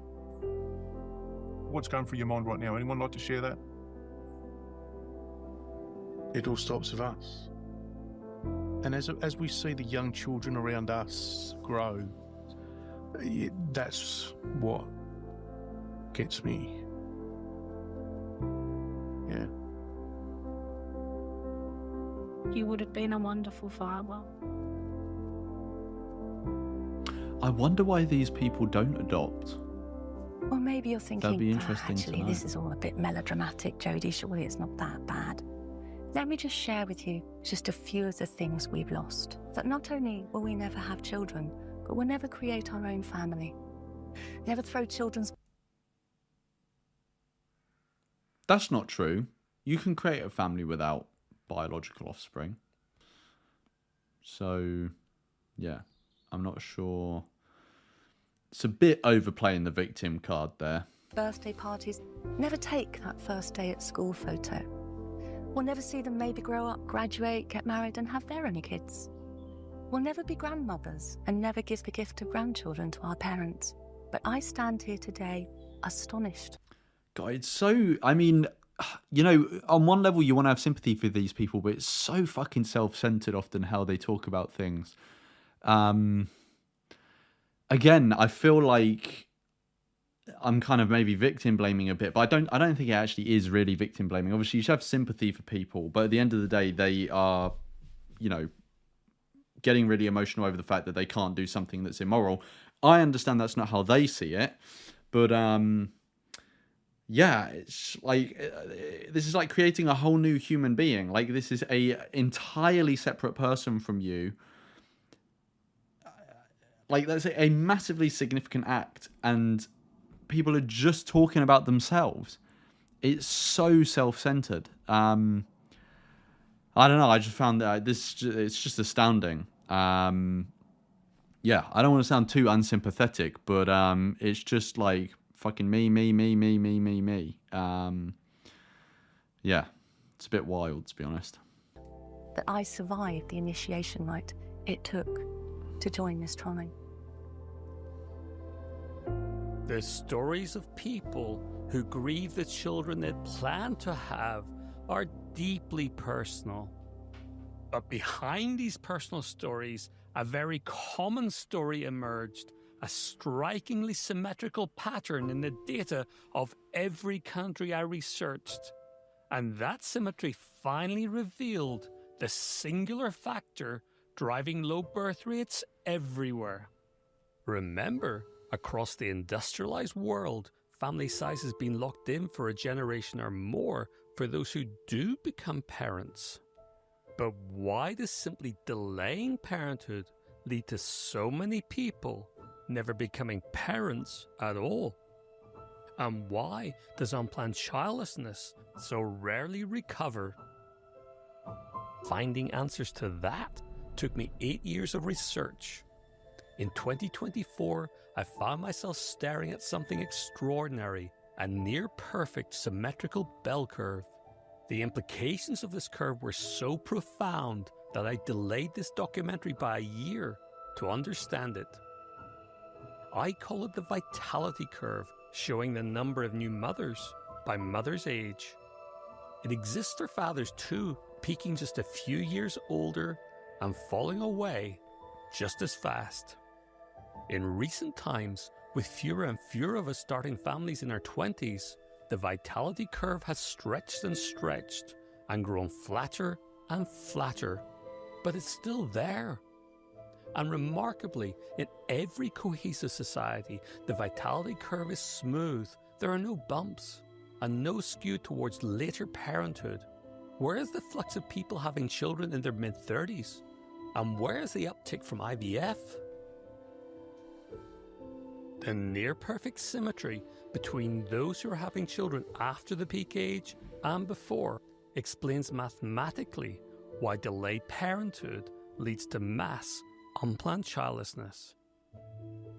Vitality, like a synchronizing force of nature, coordinates birth rates. regardless of housing, childcare, baby bonuses, or anything else. Important as these things are, of course, they don't determine birth rates because they can't explain the symmetry of the vitality curve. Instead, it's the average age of parenthood in a society that acts like a lock and limits the number of people who will become parents. And my latest research indicates this may all be linked to a drop in social synchronization, people not being on the same page at the same time. And it may be that unless societies return to being on the same page at a younger age, this demographic winter may never end. At its heart, the birth rate crisis is driven by a false promise that young people can have it all. But societies can't beat the vitality curve. It's real, and the risk of missing out on family is high. If I would have the compatibility with a man, 65%, I'm ready to marry. That is a percentage I do have in my mind. 65%, because nobody finds anybody 100%. Yeah, that's more than enough. But I'm not looking for any alpha man. I'm not. Algo que sí he pensado en la vida es que es un poco difícil vivir con una persona todo el tiempo, ¿no? Sin tener que, justamente como los abuelos de antes y las generaciones pasadas, yo creo que era un poco más porque se aguantaban hacerlo, ¿no? Entonces, y ahora las parejas se separan más, con mucho más facilidad. En este momento, en mi familia no tenemos, realmente mi generación no tuvo hijos. Todos los primos, por ejemplo, del lado de mi mamá, somos 12 y ninguno tiene hijos. Estamos terminando la línea de la familia de este lado. Hundreds of years ago, there were hunters and the gatherers. The hunters were men, they would go out there, they were big and strong. As soon as the meat comes home, and then the wife now, it's her turn to step in. If we equate this hunting to us going out and working, then men and women are both hunting. There's no hunter-gatherer version 10 where there should be. So if you're not doing at least as well as I am at work, or you don't have ambitions to do more at home, then how is this going to be a balanced life for me? Then marriage or whatever it is, this construct is convenient for you, and I don't get any benefit.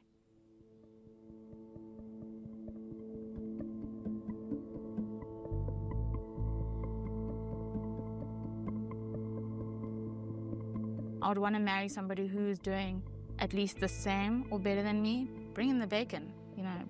Bring me my wild animal. Bring me something that makes this worth it. You're 38. Do you think about maybe getting married one day?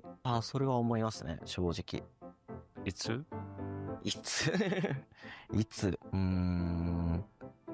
最後に真剣な付き合いをやったのはもう8年前ぐらいですね。まあただ急いでもしょうがないんで、まあそこは本当に出会いとかもあると思うので。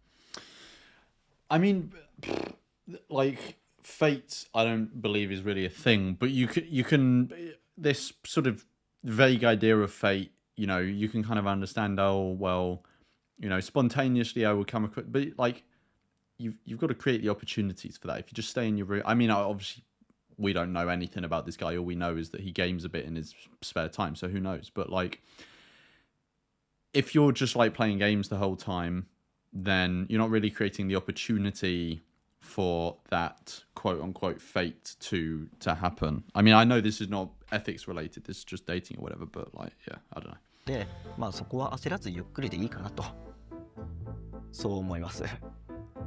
He's not only going to help me, he's also going to help himself. Because if I will be happy, I'll be happy with him. If I'll be angry, my anger will be impacted on him. I don't think any wise man is going to make angry his wife. Not even you. Right? Yes. I think I'm looking for probably someone who's the exact opposite of me. And where do you think you might find this person? I don't know, maybe walking down the street in Los Angeles on like La Brea and just like, hey. And for some, there are simply too many people to choose from. 選択肢がいっぱいあるの。ああ、それはあるね。So there are options. Yes, options. Do you It's a lucky problem to have. worry if you don't have children? Yeah, I worry about that. You do worry? Yeah, cause I don't want to be here. John ARA is saying that he just got an ad for a conception supplement, which I get stuff like that all the time. I think it's because obviously my search history, like a lot of it is to do with procreation and stuff like that. So I think, but I don't think like the internet powers that be are fully cottoned on that I'm like, it's like the opposite. And so they're just picking up on the fact that I'm like interested in reproduction. And so I get adverts all the time for like pronatalist stuff, like sperm banks is a really big one all the time. Yeah, so it's quite funny. By myself every day. Alone, lonely.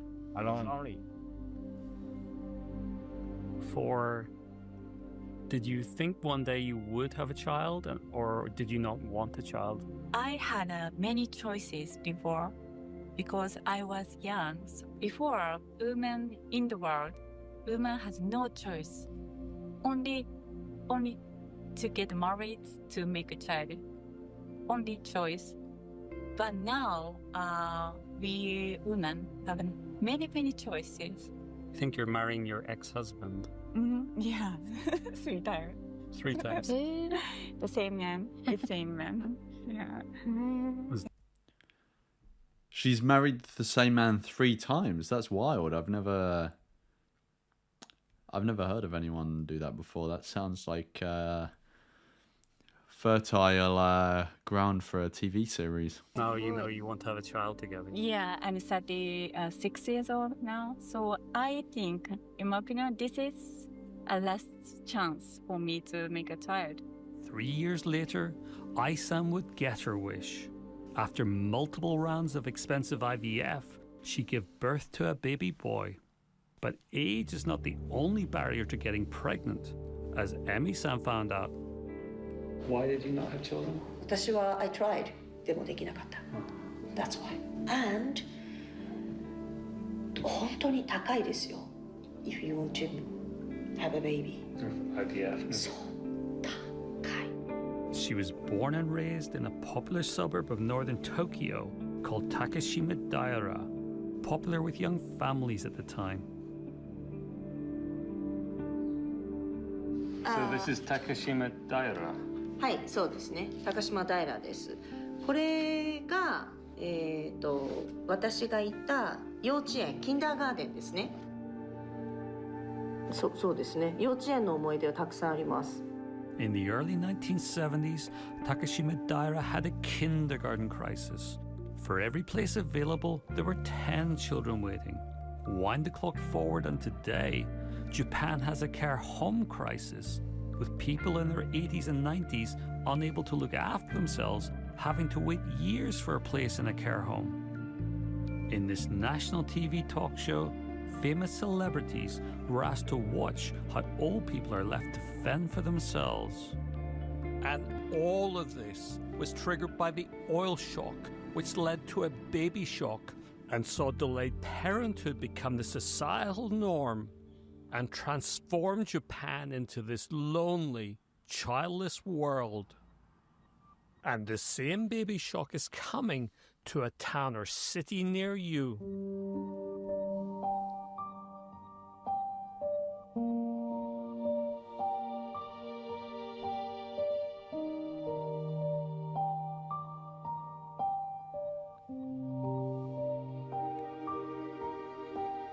Is absolutely everything negative? Yeah.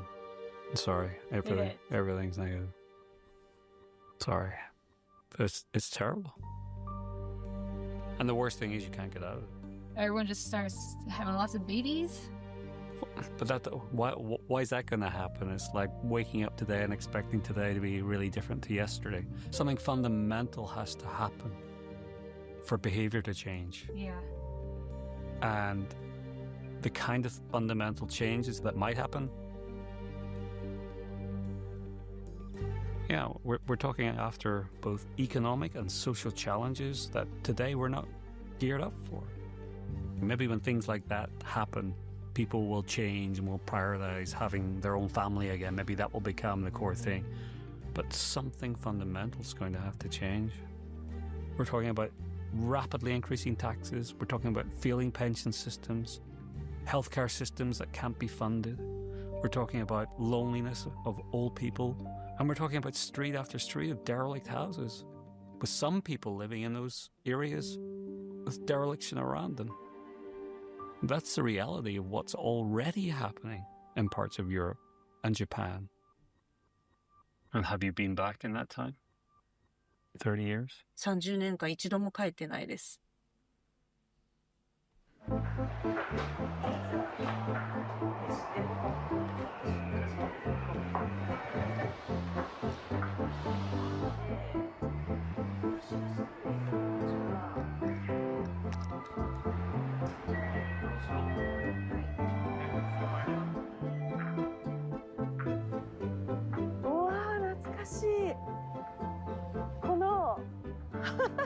このお山の公園、このお山の公園にほとんど毎日来て遊んでました。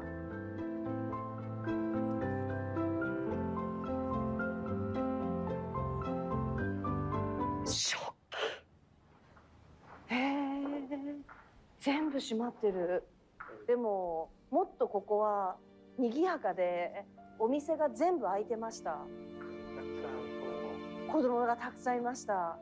毎日毎日本当に子供しかいなかったです。子供だけ。あ、このドラッグストア多分。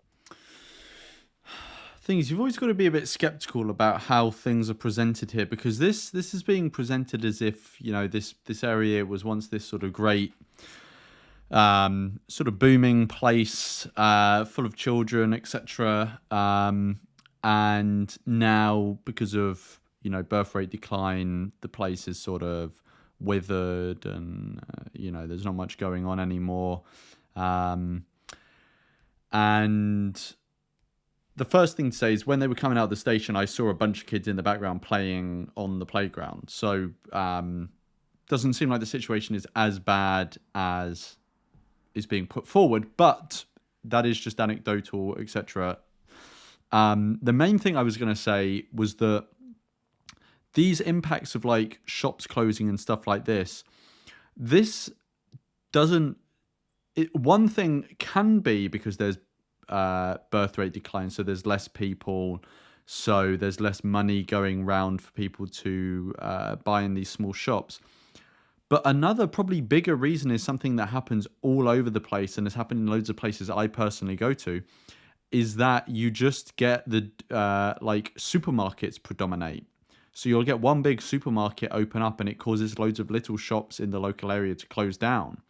There are loads of like around the whole of the UK, there's this massive discussion of like the high street is dying. It's not because, I mean, our birth rate is declining here, but it's not because of population decline or anything like that. Like, there's still loads of people around. In fact, there's more people. It's a result of either economic circumstances that don't really have like much to do with population. People just have like less money.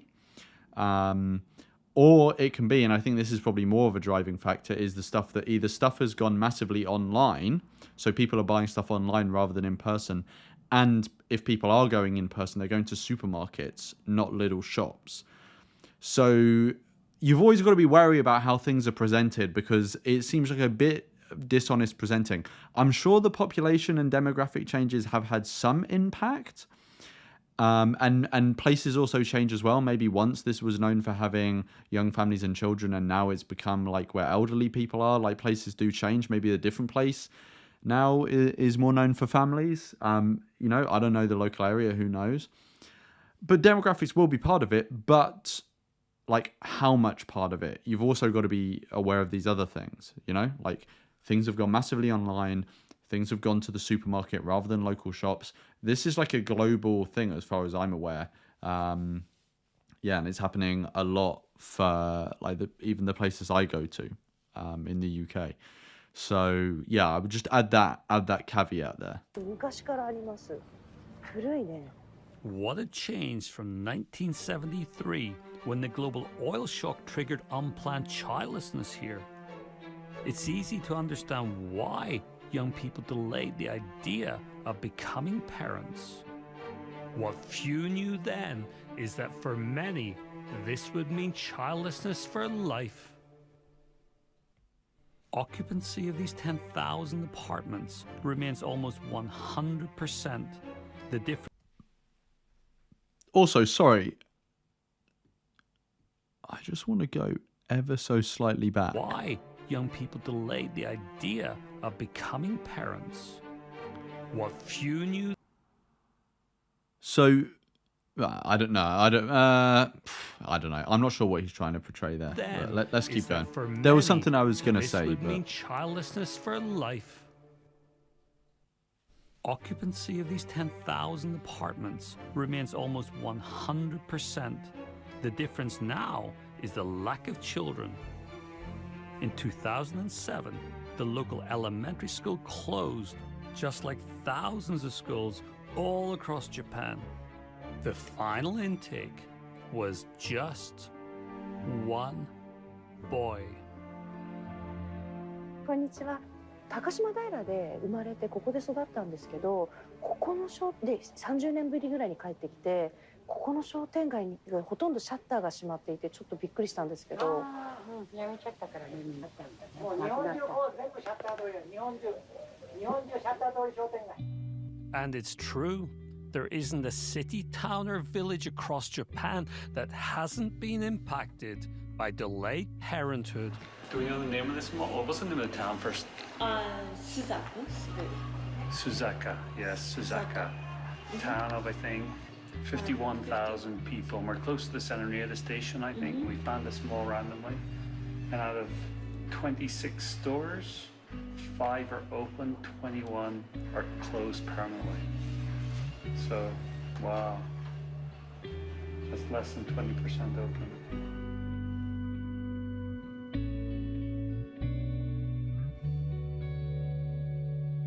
Do you think communities across Japan are going to have budget problems in the next 10 years or so? Yeah, 10 years.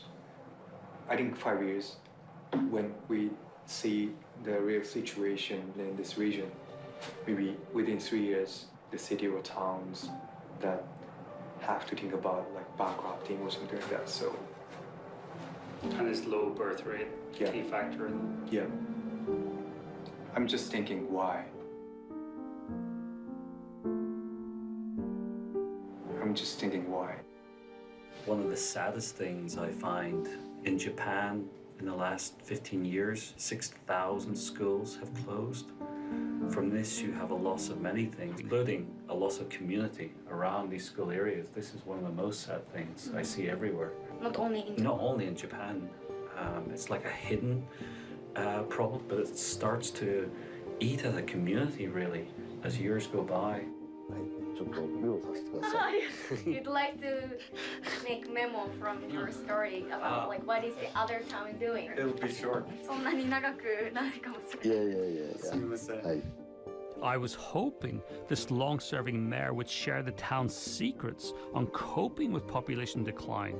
Instead, he wanted ideas from other parts of the world, but I hadn't come across successful strategies anywhere. I think from what I see that once a town starts to decline population, it becomes more and more difficult to stop the decline as many homes become vacant, tax base goes down, that young people get pushed away from these towns. And no one has the answer, because once it starts to go down, very difficult to stop. It's difficult to find new workers. 新しい働いてくる人たちを見つけるというのは、昔よりも難しくなったり。ものすごく難しい。はい。It's significantly different when they compare to the past.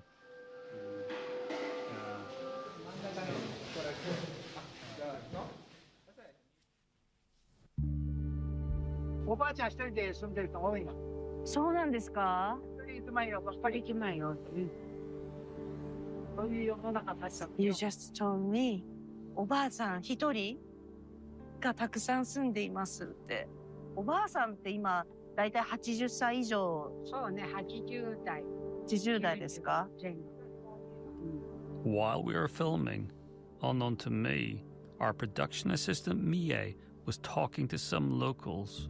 They explained how the week before, a 90-year-old woman with no family had thrown herself from the roof. One man said, right there.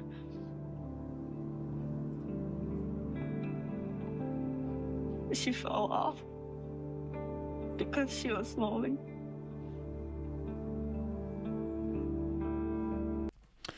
Yeah, I mean that's horrible. Like loneliness, we're at the end of the day we're social animals, so loneliness can really get to someone. And yeah, I mean not that this is the subject we really need to like massively get into, but loneliness, especially for old people, can be really piercing. And there's all sorts of schemes I know in the UK that are running to help with that, like local meetup groups and what do you call it? Having like phone buddy checks and stuff. So they have people that they call as part of a scheme, and they speak with each other. The internet hopefully can connect people, you know, like if we're able to train elderly people, and this will become less of a problem, obviously, because as the people who are currently capable of using the internet get old, they're obviously already capable, but the existing elderly population may not be that capable with technology and the internet. So it's getting them trained so they can use it to connect with other people is important as well. So yeah, it is like a significant issue and something that should be remedied, but there are things we can reach to that aren't creating a whole new sentient being to help resolve your issue. Back near the station, I asked a store owner and his mother how often this happens.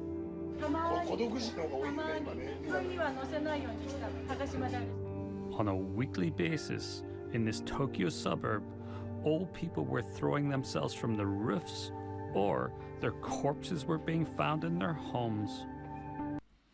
That is a brave hairstyle. I don't know if that's a Japanese thing or if it's just this guy, but you do not see people in the UK with that hairstyle. These aren't aging societies. These are yesterlands. Hidden yesterlands. A humanitarian crisis is unfolding of senior people left to live alone and die alone. A crisis few people want to talk about. I'd hoped to meet the director of the largest crematorium in southwest Germany to ask what happens to the dead when there's no one to bury them. It's a growing business. People haven't got any family. The deaths are thrown away. I call Mr. Kunstler. He says that he has not to tell this because they make him... Yes. I never found out what was exactly meant by throwing the dead away, but I didn't need to. I understood that these are people who likely spend their last days alone without family or friends to support them.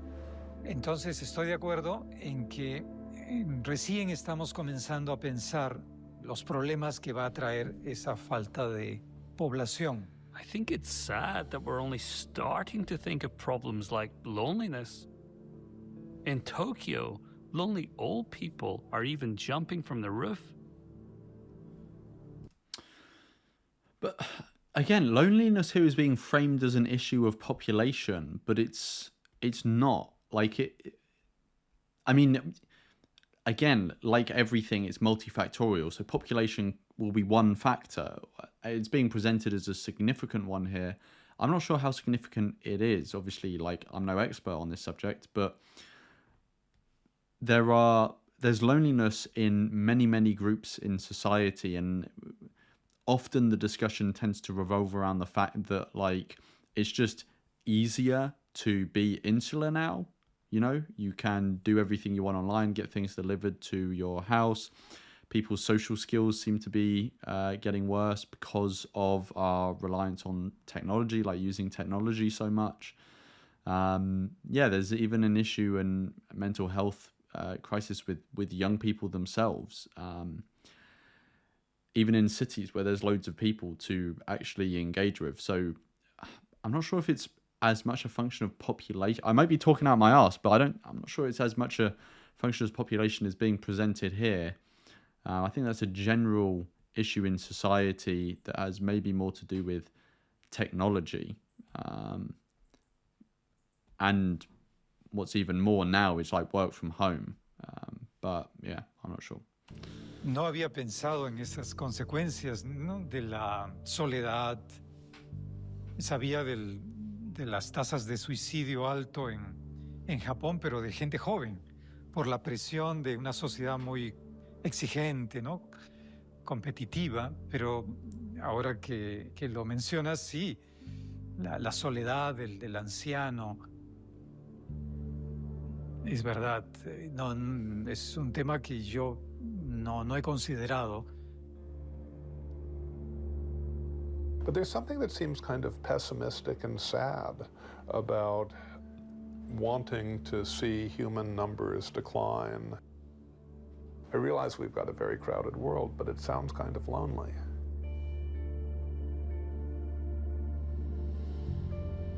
But not everyone shares my concerns for life in these lonely yesterlands. I've never heard this concern. What I continue to hear about is overpopulation, because there's just so many people, we're going to max out. We need to know the planet. I know Elon Musk is working on that. It's interesting because we talk about declining birth rates, but we also talk about overpopulation. So, like, what is it? Is it overpopulation or is it declining? Well, I thought you were saying it's going to increase. The total population will increase for a time because of aging, but birth rates are falling almost everywhere. How does, left-brained, how does that make sense if the birth rate is going down? I know, it's confusing. There's a Swedish professor who calls it the fill-up effect. We're just filling up with older people these days. If we got 3 billion more, I'll do it once more.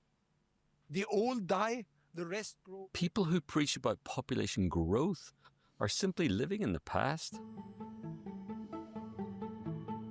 Sometime in the next 15 years, the end will come. And by the end, I mean an utter breakdown of the capacity of the planet to support humanity. The president ought to say, from here on out, no intelligent, patriotic American family ought to have more than 2 children, preferably 1. Unless now we think of what America's going to be like, this increase in population, we're going to reap the whirlwind. In the late 1960s, a young butterfly specialist, Paul Ehrlich, rocketed to fame with his passion for population control. He appeared on Johnny Carson's Tonight Show no less than 18 times and went on to found Population Connection, an organization known as Zero Population Growth at the time. It was about 10 years ago this month that Dr. Paul Ehrlich made his first appearance on The Tonight Show, and it elicited probably more mail than any guest at that time we have ever had on the show. Ehrlich has been credited with starting the population control movement, views he still holds to this day. I do not think my language is too apocalyptic. The idea that every woman should have as many babies as she wants is, to me, exactly the same kind of idea as everybody ought to be permitted to throw as much of their garbage into their neighbor's backyard as they want. 50 years on, the organization Ehrlich founded remains the largest educator in the US on population matters. Our materials are integrated into the classroom. We have about 50,000 teachers in the US who reach about 3 million US students every year. And we're simply trying to get students to think about these issues. And yet one topic they don't cover, the transition to low fertility and the resulting challenges from population decline. Yeah, I mean, here I have some sympathy with Stephen Shaw. Like, if you're going to be discussing the topic of population or demographics in in the classroom, then you should give a balanced and rounded picture. I think obviously that should be accompanied with like an ethics discussion as well. But I think ethics should be mandatory for everyone all over the world. That should be a discussion that happens anyway. But yeah, I mean, obviously, like a distorted picture of what's going on shouldn't be presented. And if people are running off of outdated conceptions of what is happening and presenting that, then that should be remedied. Yeah. Do you have any concern at all about those countries like Japan or South Korea? Does your organization, you look at that as a concern or perhaps purely a good thing? Let's come back to that. It's just when you talk about the I'm other happy side, I'm happy to go there. It's just wherever you want to go. But there's some parts of the world where it's quite scary because there's so few children now. In Japan, schools are closing at a rate of 1 or 2 per day. We have just walked no more than 5 minutes from the first school we saw was closed. This one's closed too.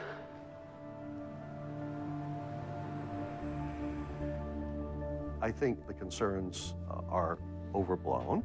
We seem to be doing okay.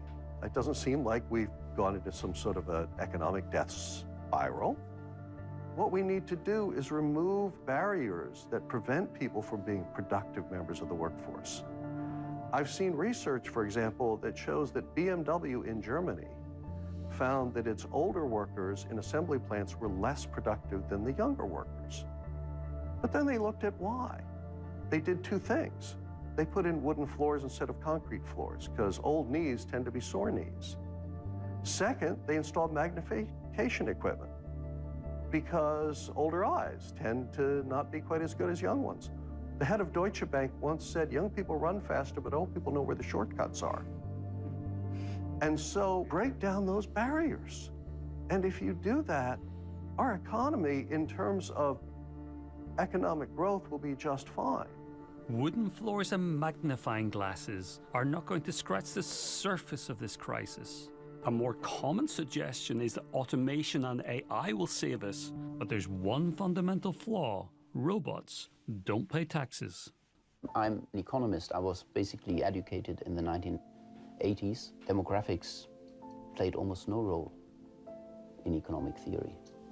Although now, working on Japan, I see that it's the biggest factor. When societies age, those who are in employment, they need to become more productive in order to support the larger portion of people who are out of employment. This ratio is getting worse and worse. It's easy to predict the future old generation will probably have to work much longer than they now expect or accept worse living conditions.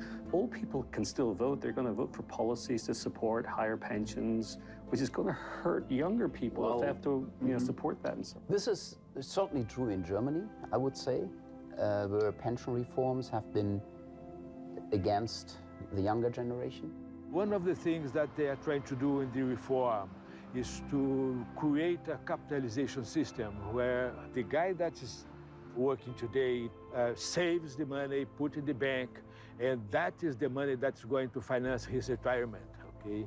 But it's a process that is very expensive because then the guy that is working today, it has to finance the retired people and itself twice. And this transition process is very difficult. Burgeoning elderly care budgets won't be our only financial headache. Fewer and fewer taxpayers means the annual interest payments on our burgeoning national debts will be shared by fewer and fewer people. But if you're a country that has a huge level of debt, for example, you are expecting one of 2 things to happen. Either your workforce is going to grow, or the productivity of that workforce is going to grow, because that's going to generate the extra income that you need to pay the debt. Well, if your workforce is shrinking, the productivity has to go up even faster. And here's the thing that we're just starting to talk about, which is that, in fact, as your workforce ages, productivity goes down. Another inevitable consequence of the BirthGap crisis is that communities are going to have too much housing for the shrinking number of people left to live there. And to get a sense of what that's going to feel like, we only need to go to Detroit, Michigan. The city itself was once home to 2 million people before that number fell by over 60%. As its population left, once fancy neighborhoods decayed as home after home became vacant, leaving the value of the other properties in freefall. And we turn next to a big headline tonight out of America's iconic motor city, Detroit, waving the white flag, the city filing for bankruptcy. 78,000 abandoned buildings, 63% of its population gone. So empty, the city of Paris could fit inside the vacant space. Detroit's population decline was triggered by an exodus of workers, but the math is the same. Communities with falling workforces, taxpayers, and budgets will soon look and feel very different. Once Detroit's population finally stabilized, it was able to plan a way out of its difficulties. The problem for nations with long-term low birth rates is that until birth rates return to replacement level, the decline will never stop.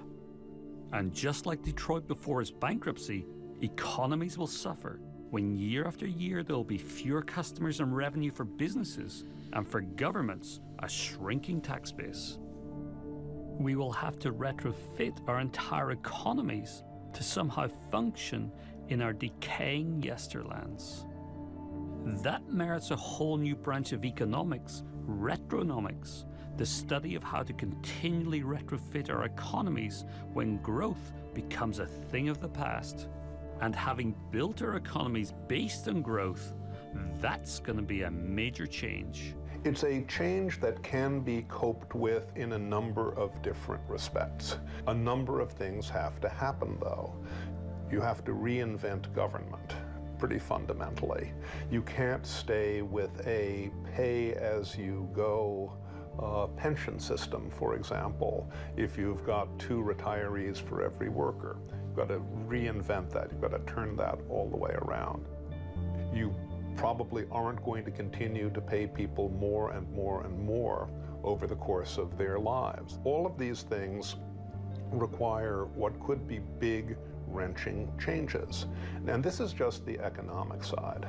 The social side is really the terra incognita. I mean, what do you do in a world where the playgrounds are empty and the nursing homes are all full? I mean, the really grim scenario is that at some point the government simply cannot support pensions. And people look at their parents and say, dear God, I can't end up like that. Or they look at childless old people they know and say, dear God, I cannot end up like that. I'd better have some kids because someone's got to take care of me when I'm older. 私子供がいないので、将来一人になった時に自分で何もできなくなったら、今お金がないと多分誰も私の面倒を見てくれる人がいないし、そうね。I think about my future and me going to retire eventually, not actually having any money. That's not just me, that's a whole generation. I don't know if there's any historical examples of a country really turning this around. No. No? No. That's bad. It's hard to be optimistic. Are you? No, I'm not. Especially like 15, 20 years from now, we're losing about 1 million population a year. 1 million population is the size of a city. It is like a huge city, metropolitan city every year. So if Japan cannot deal with it, it's going to be really pessimistic in many countries. Singapore needs more babies, and the government's taking extraordinary steps to boost the country's fertility rate. Liberal leader Justin Trudeau is promising more money for parents of infants. With private companies stepping up to fix Taiwan's population crisis, one bank is doing its part by doubling its baby bonus for staff. So the more kids you pump out, the more money you get, basically. The problem with baby bonuses is that it's not clear they change people's long-term desired family size. In many countries that introduce those pronatal bonuses, you get a blip up and then you get a slump afterwards because you just change the timing. We've been looking at areas in southern India where you also have Yes. fertility rates similar to Europe. Sure. Which shocked me. Isn't that fascinating? The vitality curve can be full of surprises. In Chris Hines is in the chat saying the Handmaid's Tale is on the way. You know, that is actually another element of one of the negative outcomes of this. It's not just the economics and the social side, but it's also like, and we're already beginning to see it, more dominant like pro-natalist politics. I mean, I'd be very surprised if it gets to the point of the Handmaid's Tale, obviously, but I take Chris's point. Yeah, it's like that's another element of it. 2023, India overtook China to become the most populous nation on Earth. Yet births in India have fallen by over 20% since they peaked back in 2001. The number of people aging has simply hidden this drastic fall in the number of children. So I just pulled population data for India yesterday, and I've just pulled up a map. All of southern India has birth gaps. All of the East Coast and 2 states in the north. People think they're having too many babies in India. My gosh. But overall, India has a birth gap. It's crazy. It's crazy.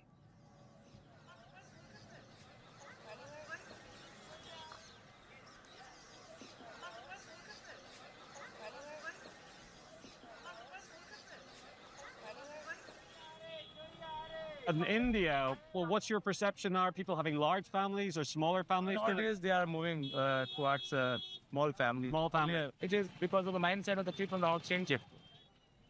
But for you and your friends, you have big families or small? No, small family. Ordinary family, only 2 children. I've been living in Mumbai for the last 42 years. I've got 2 kids, 2 boys. I got 2 kids. 1 daughter and 1 son. I don't have any children because we decided not to have the kids.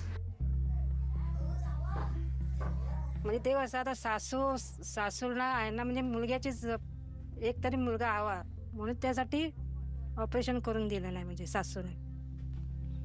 लागोपाठ 3 मुली झाल्या, थांबा 1 मुलगा असू द्या.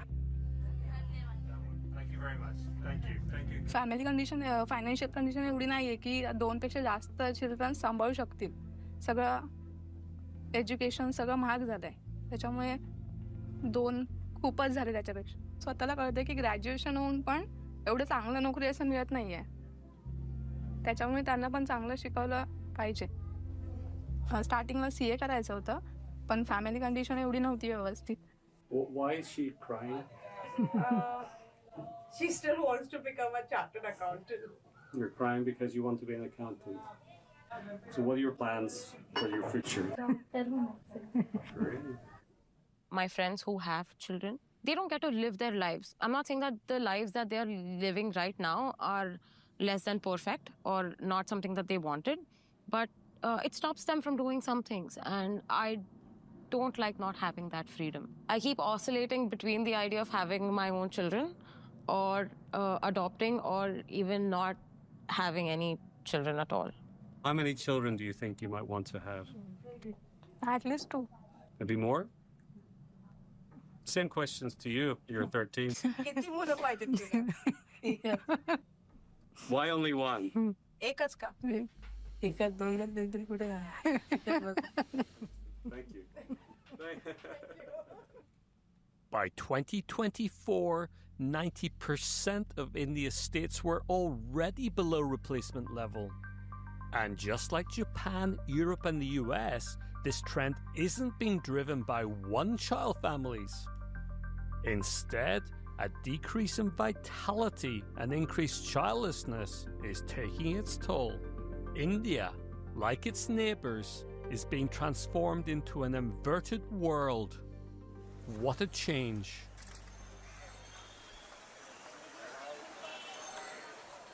বিয়ে দিছি অল্প বয়সী সব বড়রা দিলাম 12-13 বছর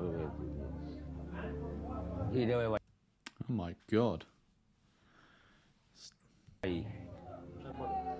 ছেলে 6 মতো বড় ছিলাম আর এই মেয়ে কিছুটা পড়তে আর কি 5 পর্যন্ত না 5 পর্যন্ত পড়তে দিয়ে দিই আর ওরা লেখাপড়া না আমার 3 জন ছেলে মেয়ে 2 ছেলে 1 মেয়ে বড় ছেলে এসএসসি পাস করাইছি ওই ছেলে এখন কাজ করে আর মেয়েরা 8-এ পড়ে ছোট ছেলেরা 3-তে পড়ে করতে পারতো ভালোভাবে পড়াশোনা করাইতে পারতো লেখাপড়া খাওয়া দাওয়া কাপড় চোপড় সব কিছু আর কি নিয়ে দিতে পারতো এখন তো বড় পরিবার দেখলে বড় পরিবার হইলে তো মনে হয় ওইভাবে হয় না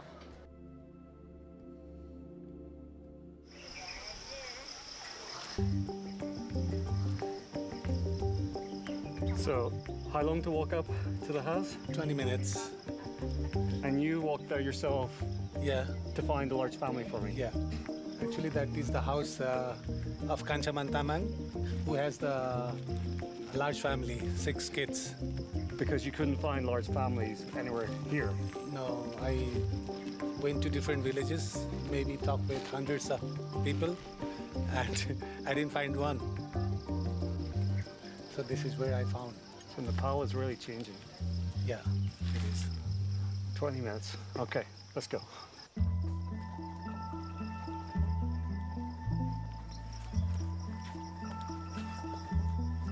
You can take some rest.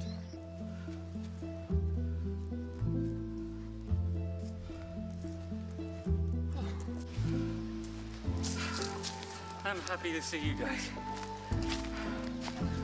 With no access to electricity or running water, the family all sleep in one room and share their living space with their livestock.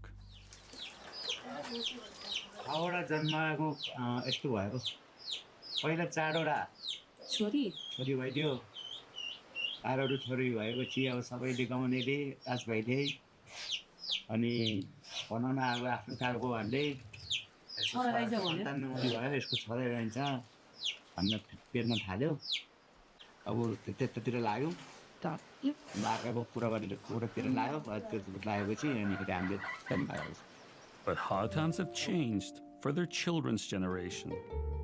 Can she read and write? God, the situation people are in is messed. And did your husband get an education? 5 सम्म पढेर छोड्नुभएको So, how did you meet? By mobile app? हजुर Without access to electricity, the girls have to hike to a local village 30 minutes away to charge their phones. How many children would you like to have? छैन त्यो एउटा मात्रै हो यो धेरै बच्चा पाउने छैन धेरै जन मेरो पढाउन सक्दैन त्यही भएर Was it important to have a son? छोरा हुनै पर्ने भनेको छैन The BirthGap project threw up many surprises, but perhaps nothing more than the dark side of migration. For example, in case of our country, I'm telling you repeatedly, migration, we are, my God, very much worried. Very much worried. About people leaving? About people living here. People are crying. My God, horrible. Parents are alone there. So who will help them actually?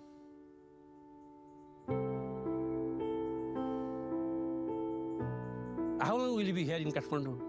Until Tuesday. Until Tuesday. I don't know, if you get time, actually, you could give one lecture to our young students. Why not today? Put on the spot, all I could think of was to ask these young demographers about their own families and to ask more about migration. I learned so much from Professor today about migration, the impact. Because I think most people in developed countries think that inviting immigrants to come is probably a good thing to help solve this problem, to bring workers. But I'm realizing it's not very good for Nepal if everybody leaves. Nobody wants to go far away from their family, generally. If we have opportunities, a lot of opportunities here, then there's no chance that we should go abroad or somebody else. Good point. I agree with you. You agree? Yeah. Okay, I'm going to take a poll now. I want to find out who's got the most children here. Has anyone got 10 children? No. 5 children or more? 3 children or more? No? 2 children? Exactly 2. Okay, 1 child? Same question, but it's your parents' generation. Did anyone have a parent with 10 or more children? 8. Okay, 8. Okay, 8's the highest. Anyone higher than 8? 6. Well, it is crazy how quickly things change between generations, but you have that here as well, you know, as people become more educated, more have a better standard of living, people just want a higher quality of life, and I think they see having many, obviously there's some people who part of them having what they see as a high quality of life is creating loads of children, but yeah, for a lot of people, they just want to improve their living conditions and live a comfortable life, and they just want to have less children. I don't know. Yeah, I was going to elaborate on that a bit more, but I feel like maybe I wouldn't be that charitable. 8. So there's been a big change in Nepal, I think, inside one generation, really. Nepal fell below the replacement level tipping point in 2017 from double that value as recently as the year 2000. The fertility rate, I mean, I read 20 years ago, Nepal had this plan to get it down to replacement level. And that has happened now, but does Nepal not really mind if it falls further? It's not good, so falling below the replacement level, I actually don't like that. It should not be the case like that of European countries, North America. Replacement level is enough. Today, 75% of us now live in countries below the replacement level. And what surprises many is that even across Africa, birth rates have been falling fast. Overall, since 1980, women in sub-Saharan Africa, on average, are having one fewer child every 15 years. It's not difficult to predict where this trend is going. Africa is on the exact same downward path as the rest of our aging world.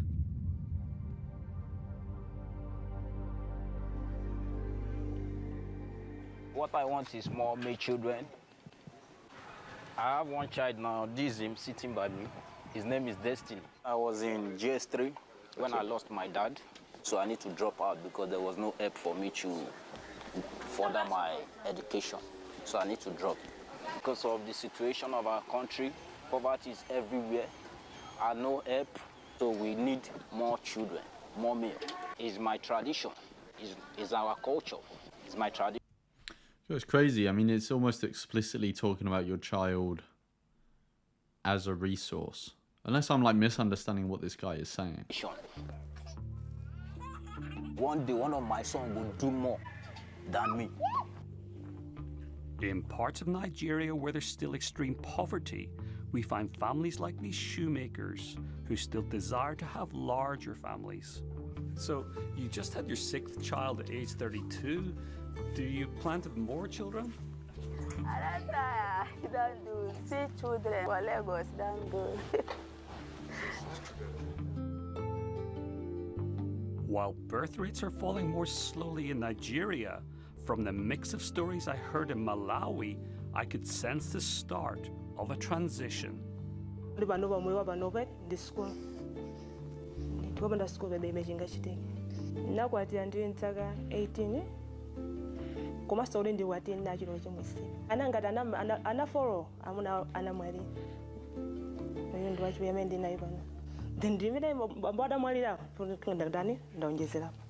Poyamba mimi nikafuna ukhanda na 4 and then tabeleka na awiri anapezeka zota bambo then ndinaona kuti ndikwabwino kukhanda na awiri omwe amafuna beta khanda na ena koma kwa ineyo awiri amandikwanira.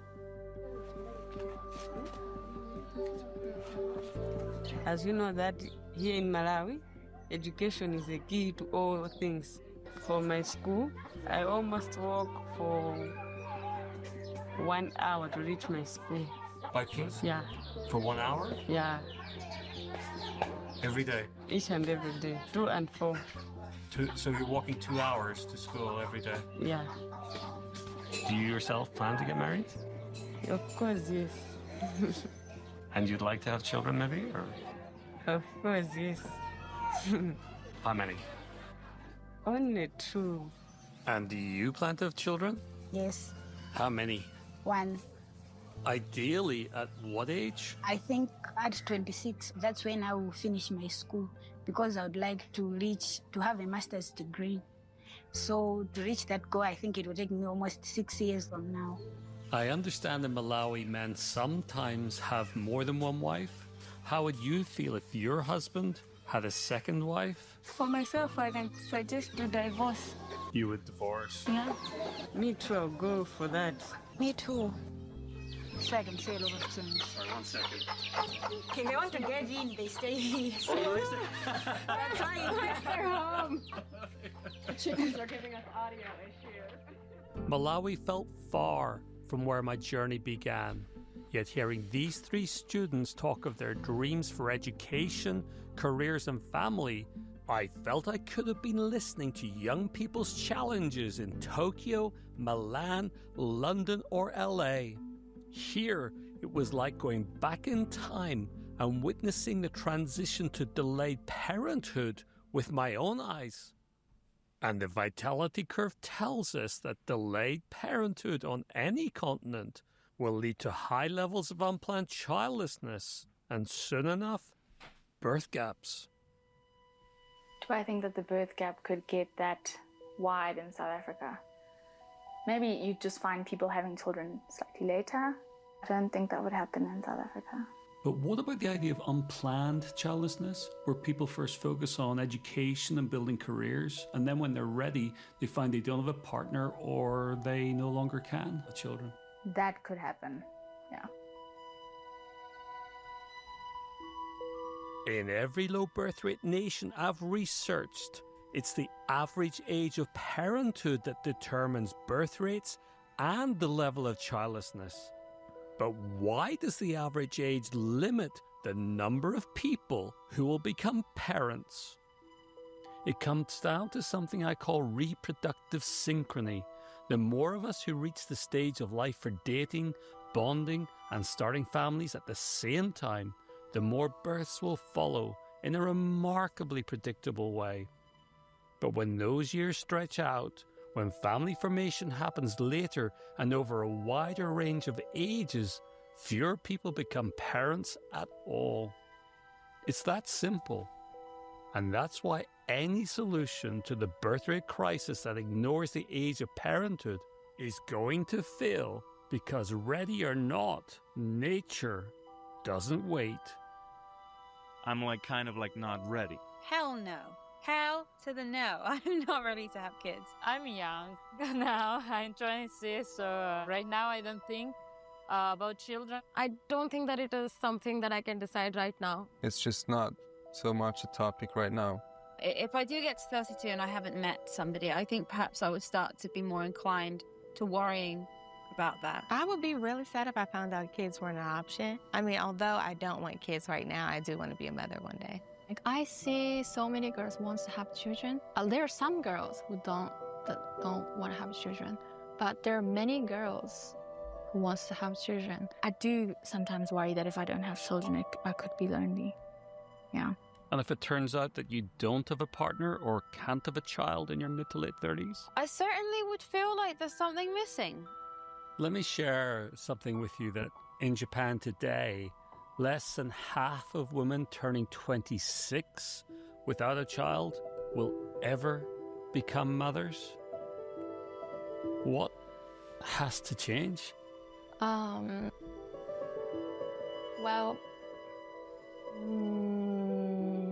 can I think a little bit? Without change, this birth gap crisis will never end.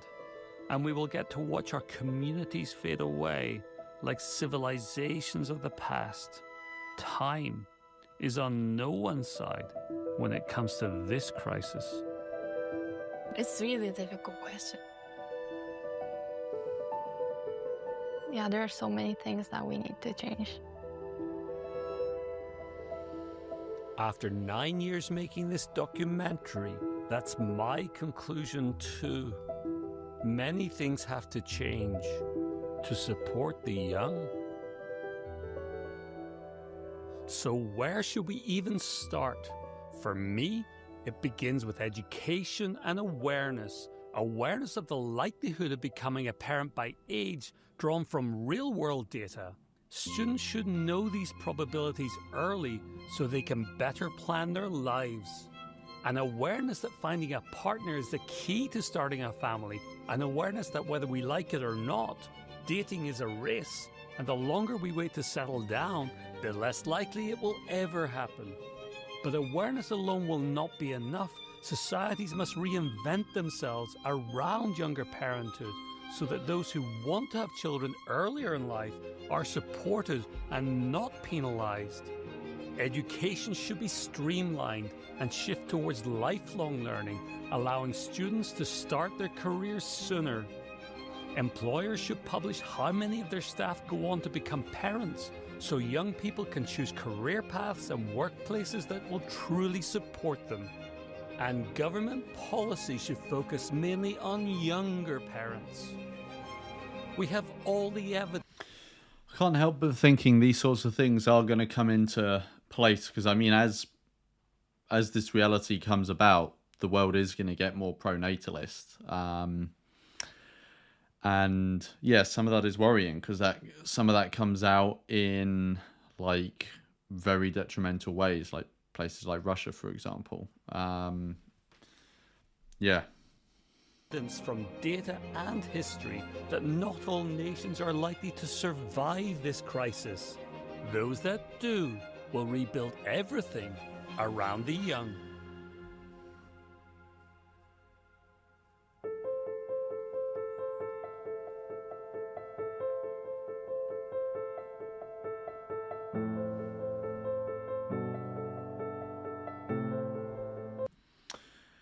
Chris asks, has anyone on this actually said they want a child for the actual child's benefit? So I spoke about this earlier. I don't know when you joined the stream, but yeah, no, I'm pretty sure not a single person has. Obviously, you don't know what he left on the cutting room floor, but no one in the documentary so far has spoken about any of this from the actual child's perspective or potential child's perspective. All of it has been about their own desire or needs, for example. So you've had stuff like, I want kids, I'm lonely, I need support when I'm old, I need kids to be created so that society generally functions for me to exist in, like all of these sorts of things. And like I said before, like each of these individual things you can have sympathy with someone on. No one asked to be put in this situation, and loneliness is horrible, and it's horrible not to have support when you're older. But these are all essentially just like viewing children as a resource. Like, this is a tool I can reach to solve my problem. Yeah, no one that I can remember in this documentary has actually spoken about it from the child's perspective. And like, even if they were talking about the child's like benefits to the child, I would still disagree with it as an anti-natalist because I don't think it's a benefit to create them.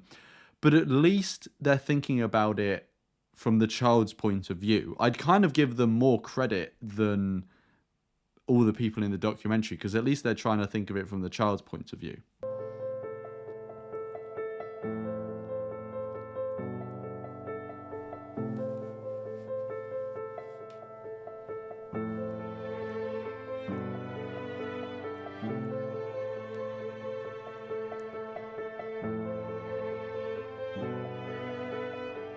Oh, is that the end?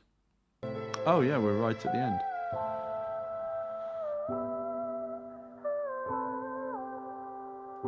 So I'm just going to let the credits roll for a bit because I don't know if there's going to be some like footage while they go on.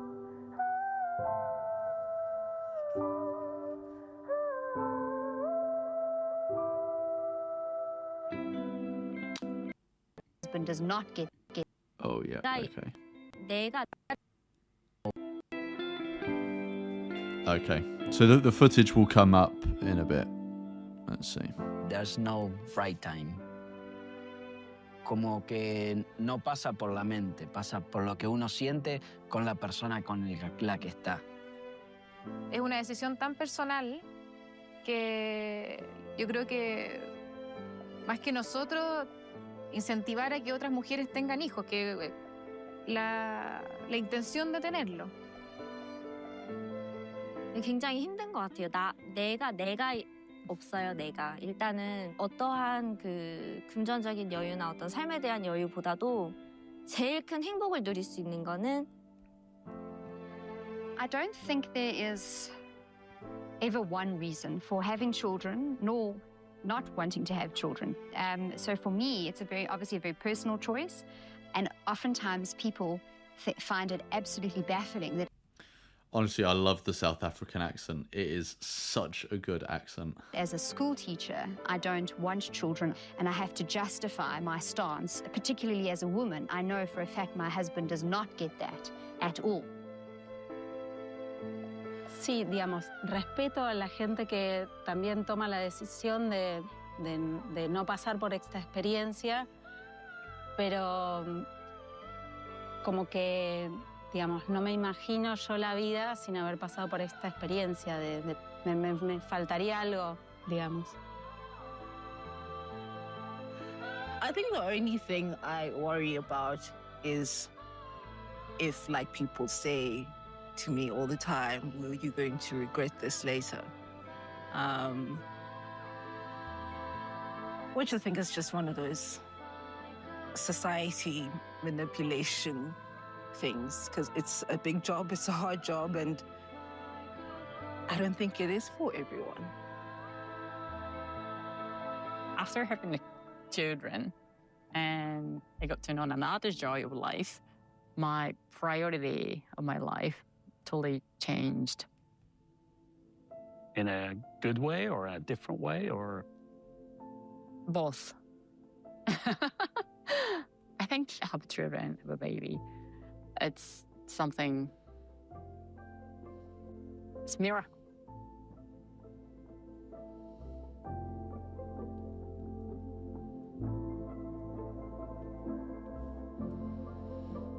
I think that is the end. Yeah, that is the end. So let me know what you thought of the documentary in the chat. I think you probably know my views on the documentary in general, because I've been commentating on it. But while people are putting their thoughts in the chat below, I'm actually going to get something up, because a website was actually brought to my attention somewhat recently, and I'm going to share that website with you. I just need to find it. So, okay, here we go.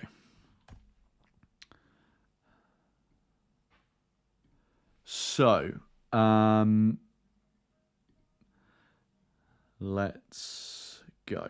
So, this website was shared with me recently. So, this website is called BirthGap Facts. Now, I have not had the time yet to thoroughly look through this website, so I can't speak personally to like the veracity of any of the debunking or anything like that. But this was brought to my attention, so I thought I should share it with people so that they have everything. So they've seen the documentary, or if you only saw part of it with the stream, you can go back and watch the whole thing. And then you can come to this. So this website is a fact-based critique of the 3-part 2021 film. I actually didn't know it was 3 parts, but I believe the one that we just watched is the sort of big version that has everything in it, I think. So it's a website, fact-based critique, blah, blah, blah, blah, and it's unsubstantiated assertions that population collapse due to declining fertility rates is imminent, and that rising childlessness is behind the alleged crisis.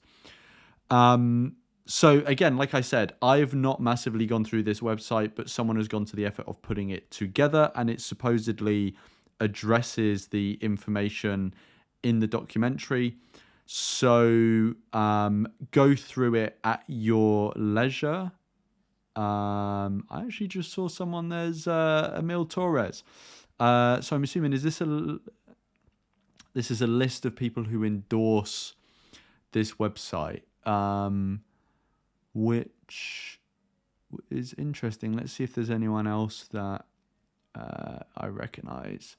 Is there anyone else people are recognizing? Emil is the only person on there that I recognized. But yeah, that's interesting. Laura Carroll, I'm familiar with. She's a contributor, so I actually have her book. Let me change onto here so you can actually see. I actually have her book here. I'm actually reading it at the moment. I've only just started it. The Baby Matrix. Yes, but that I'm reading for a video at the moment. So yeah, Laura Carroll. Sorry, I'm not speaking into the mic.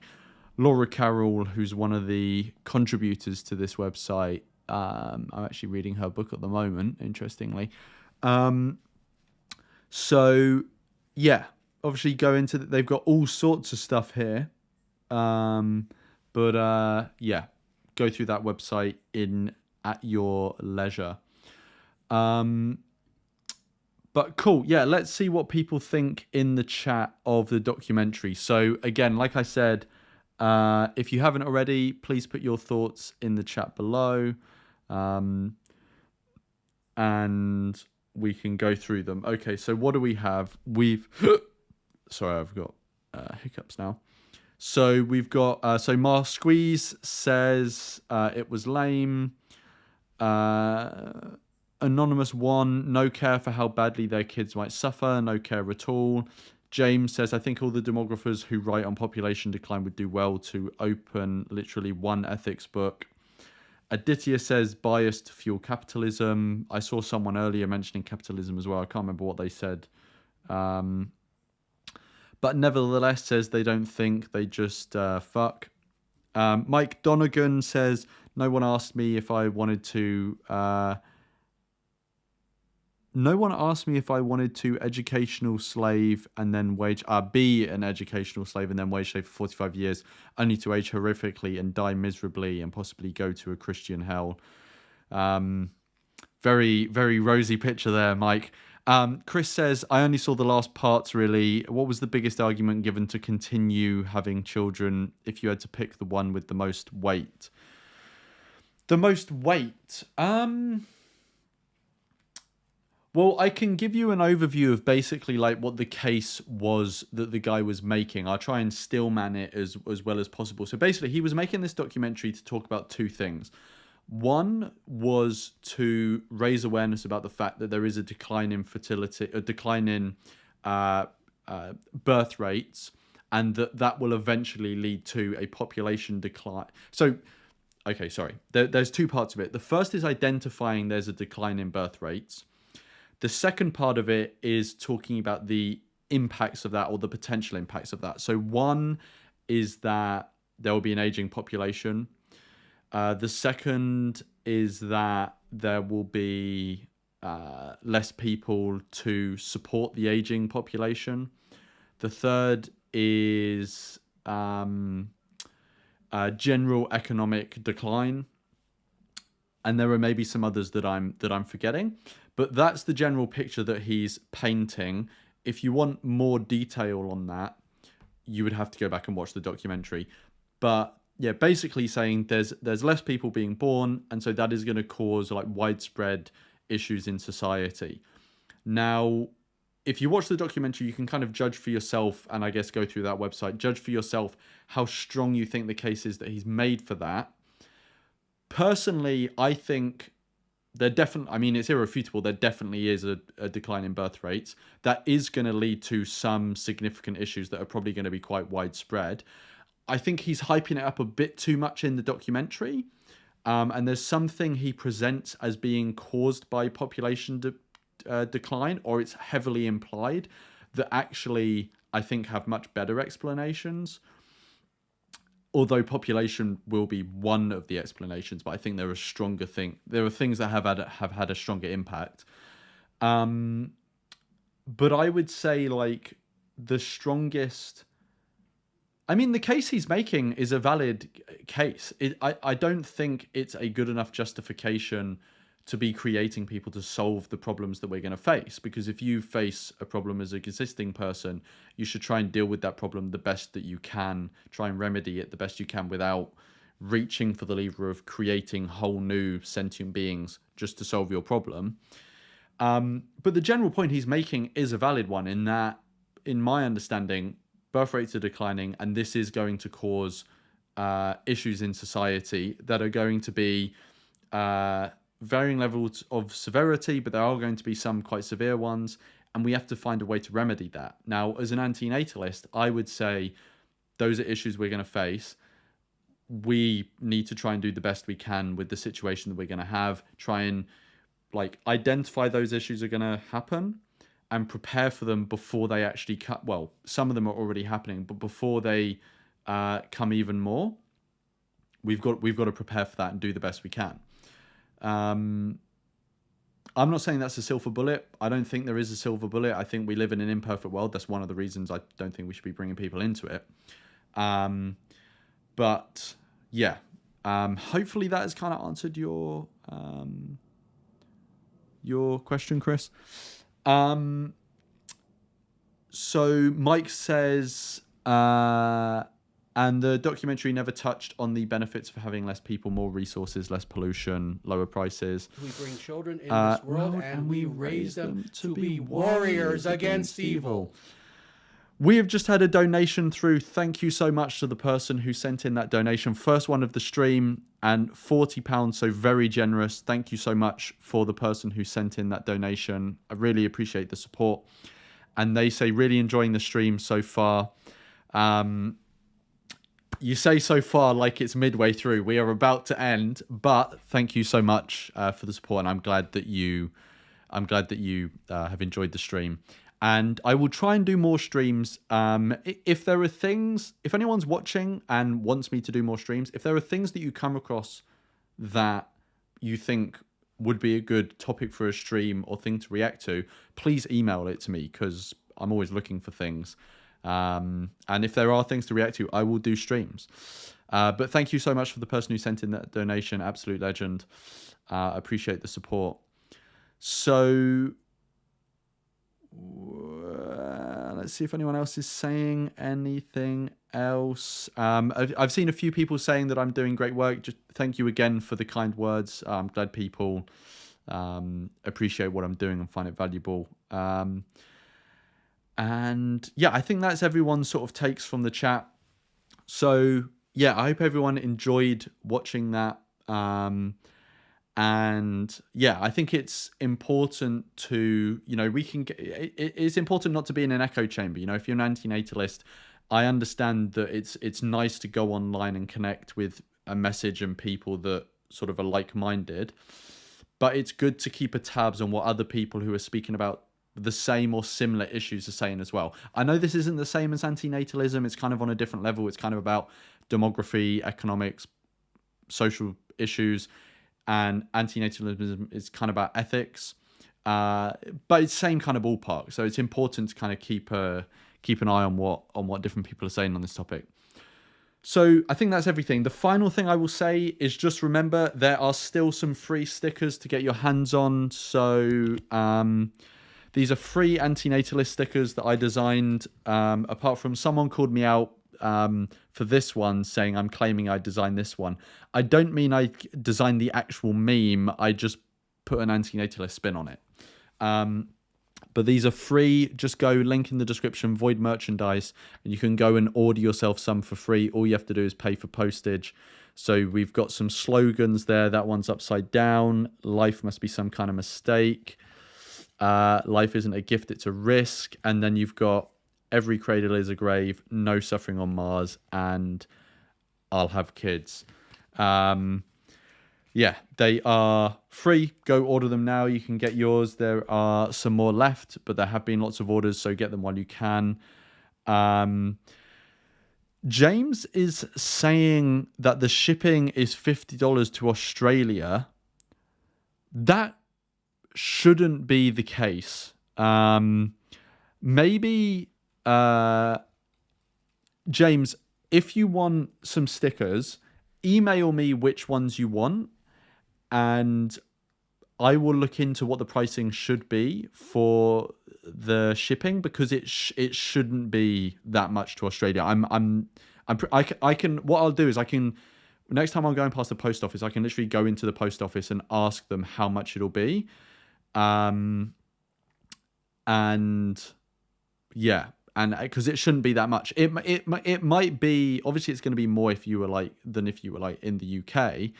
But I don't expect it to be like that much. But yeah, send me an email, let me know, and we can try and figure something out. Cool. But thank you everyone for joining. We've got a video coming out tomorrow, which is a conversation with Jamie Woodhouse on sentientism. So that was a cool conversation. Definitely check that out. Bunch more stuff to come. Yeah, I will leave it at that. Lots more stuff to come. Remember the Antinatalist Advocacy Conference. If you don't know about the conference yet, go to the Antinatalist Advocacy website or YouTube channel. You'll get the information there. I'm also sharing stuff on my channel, but it is an online antinatalist conference happening on the last weekend of November. So definitely put that in your diary and definitely come to that.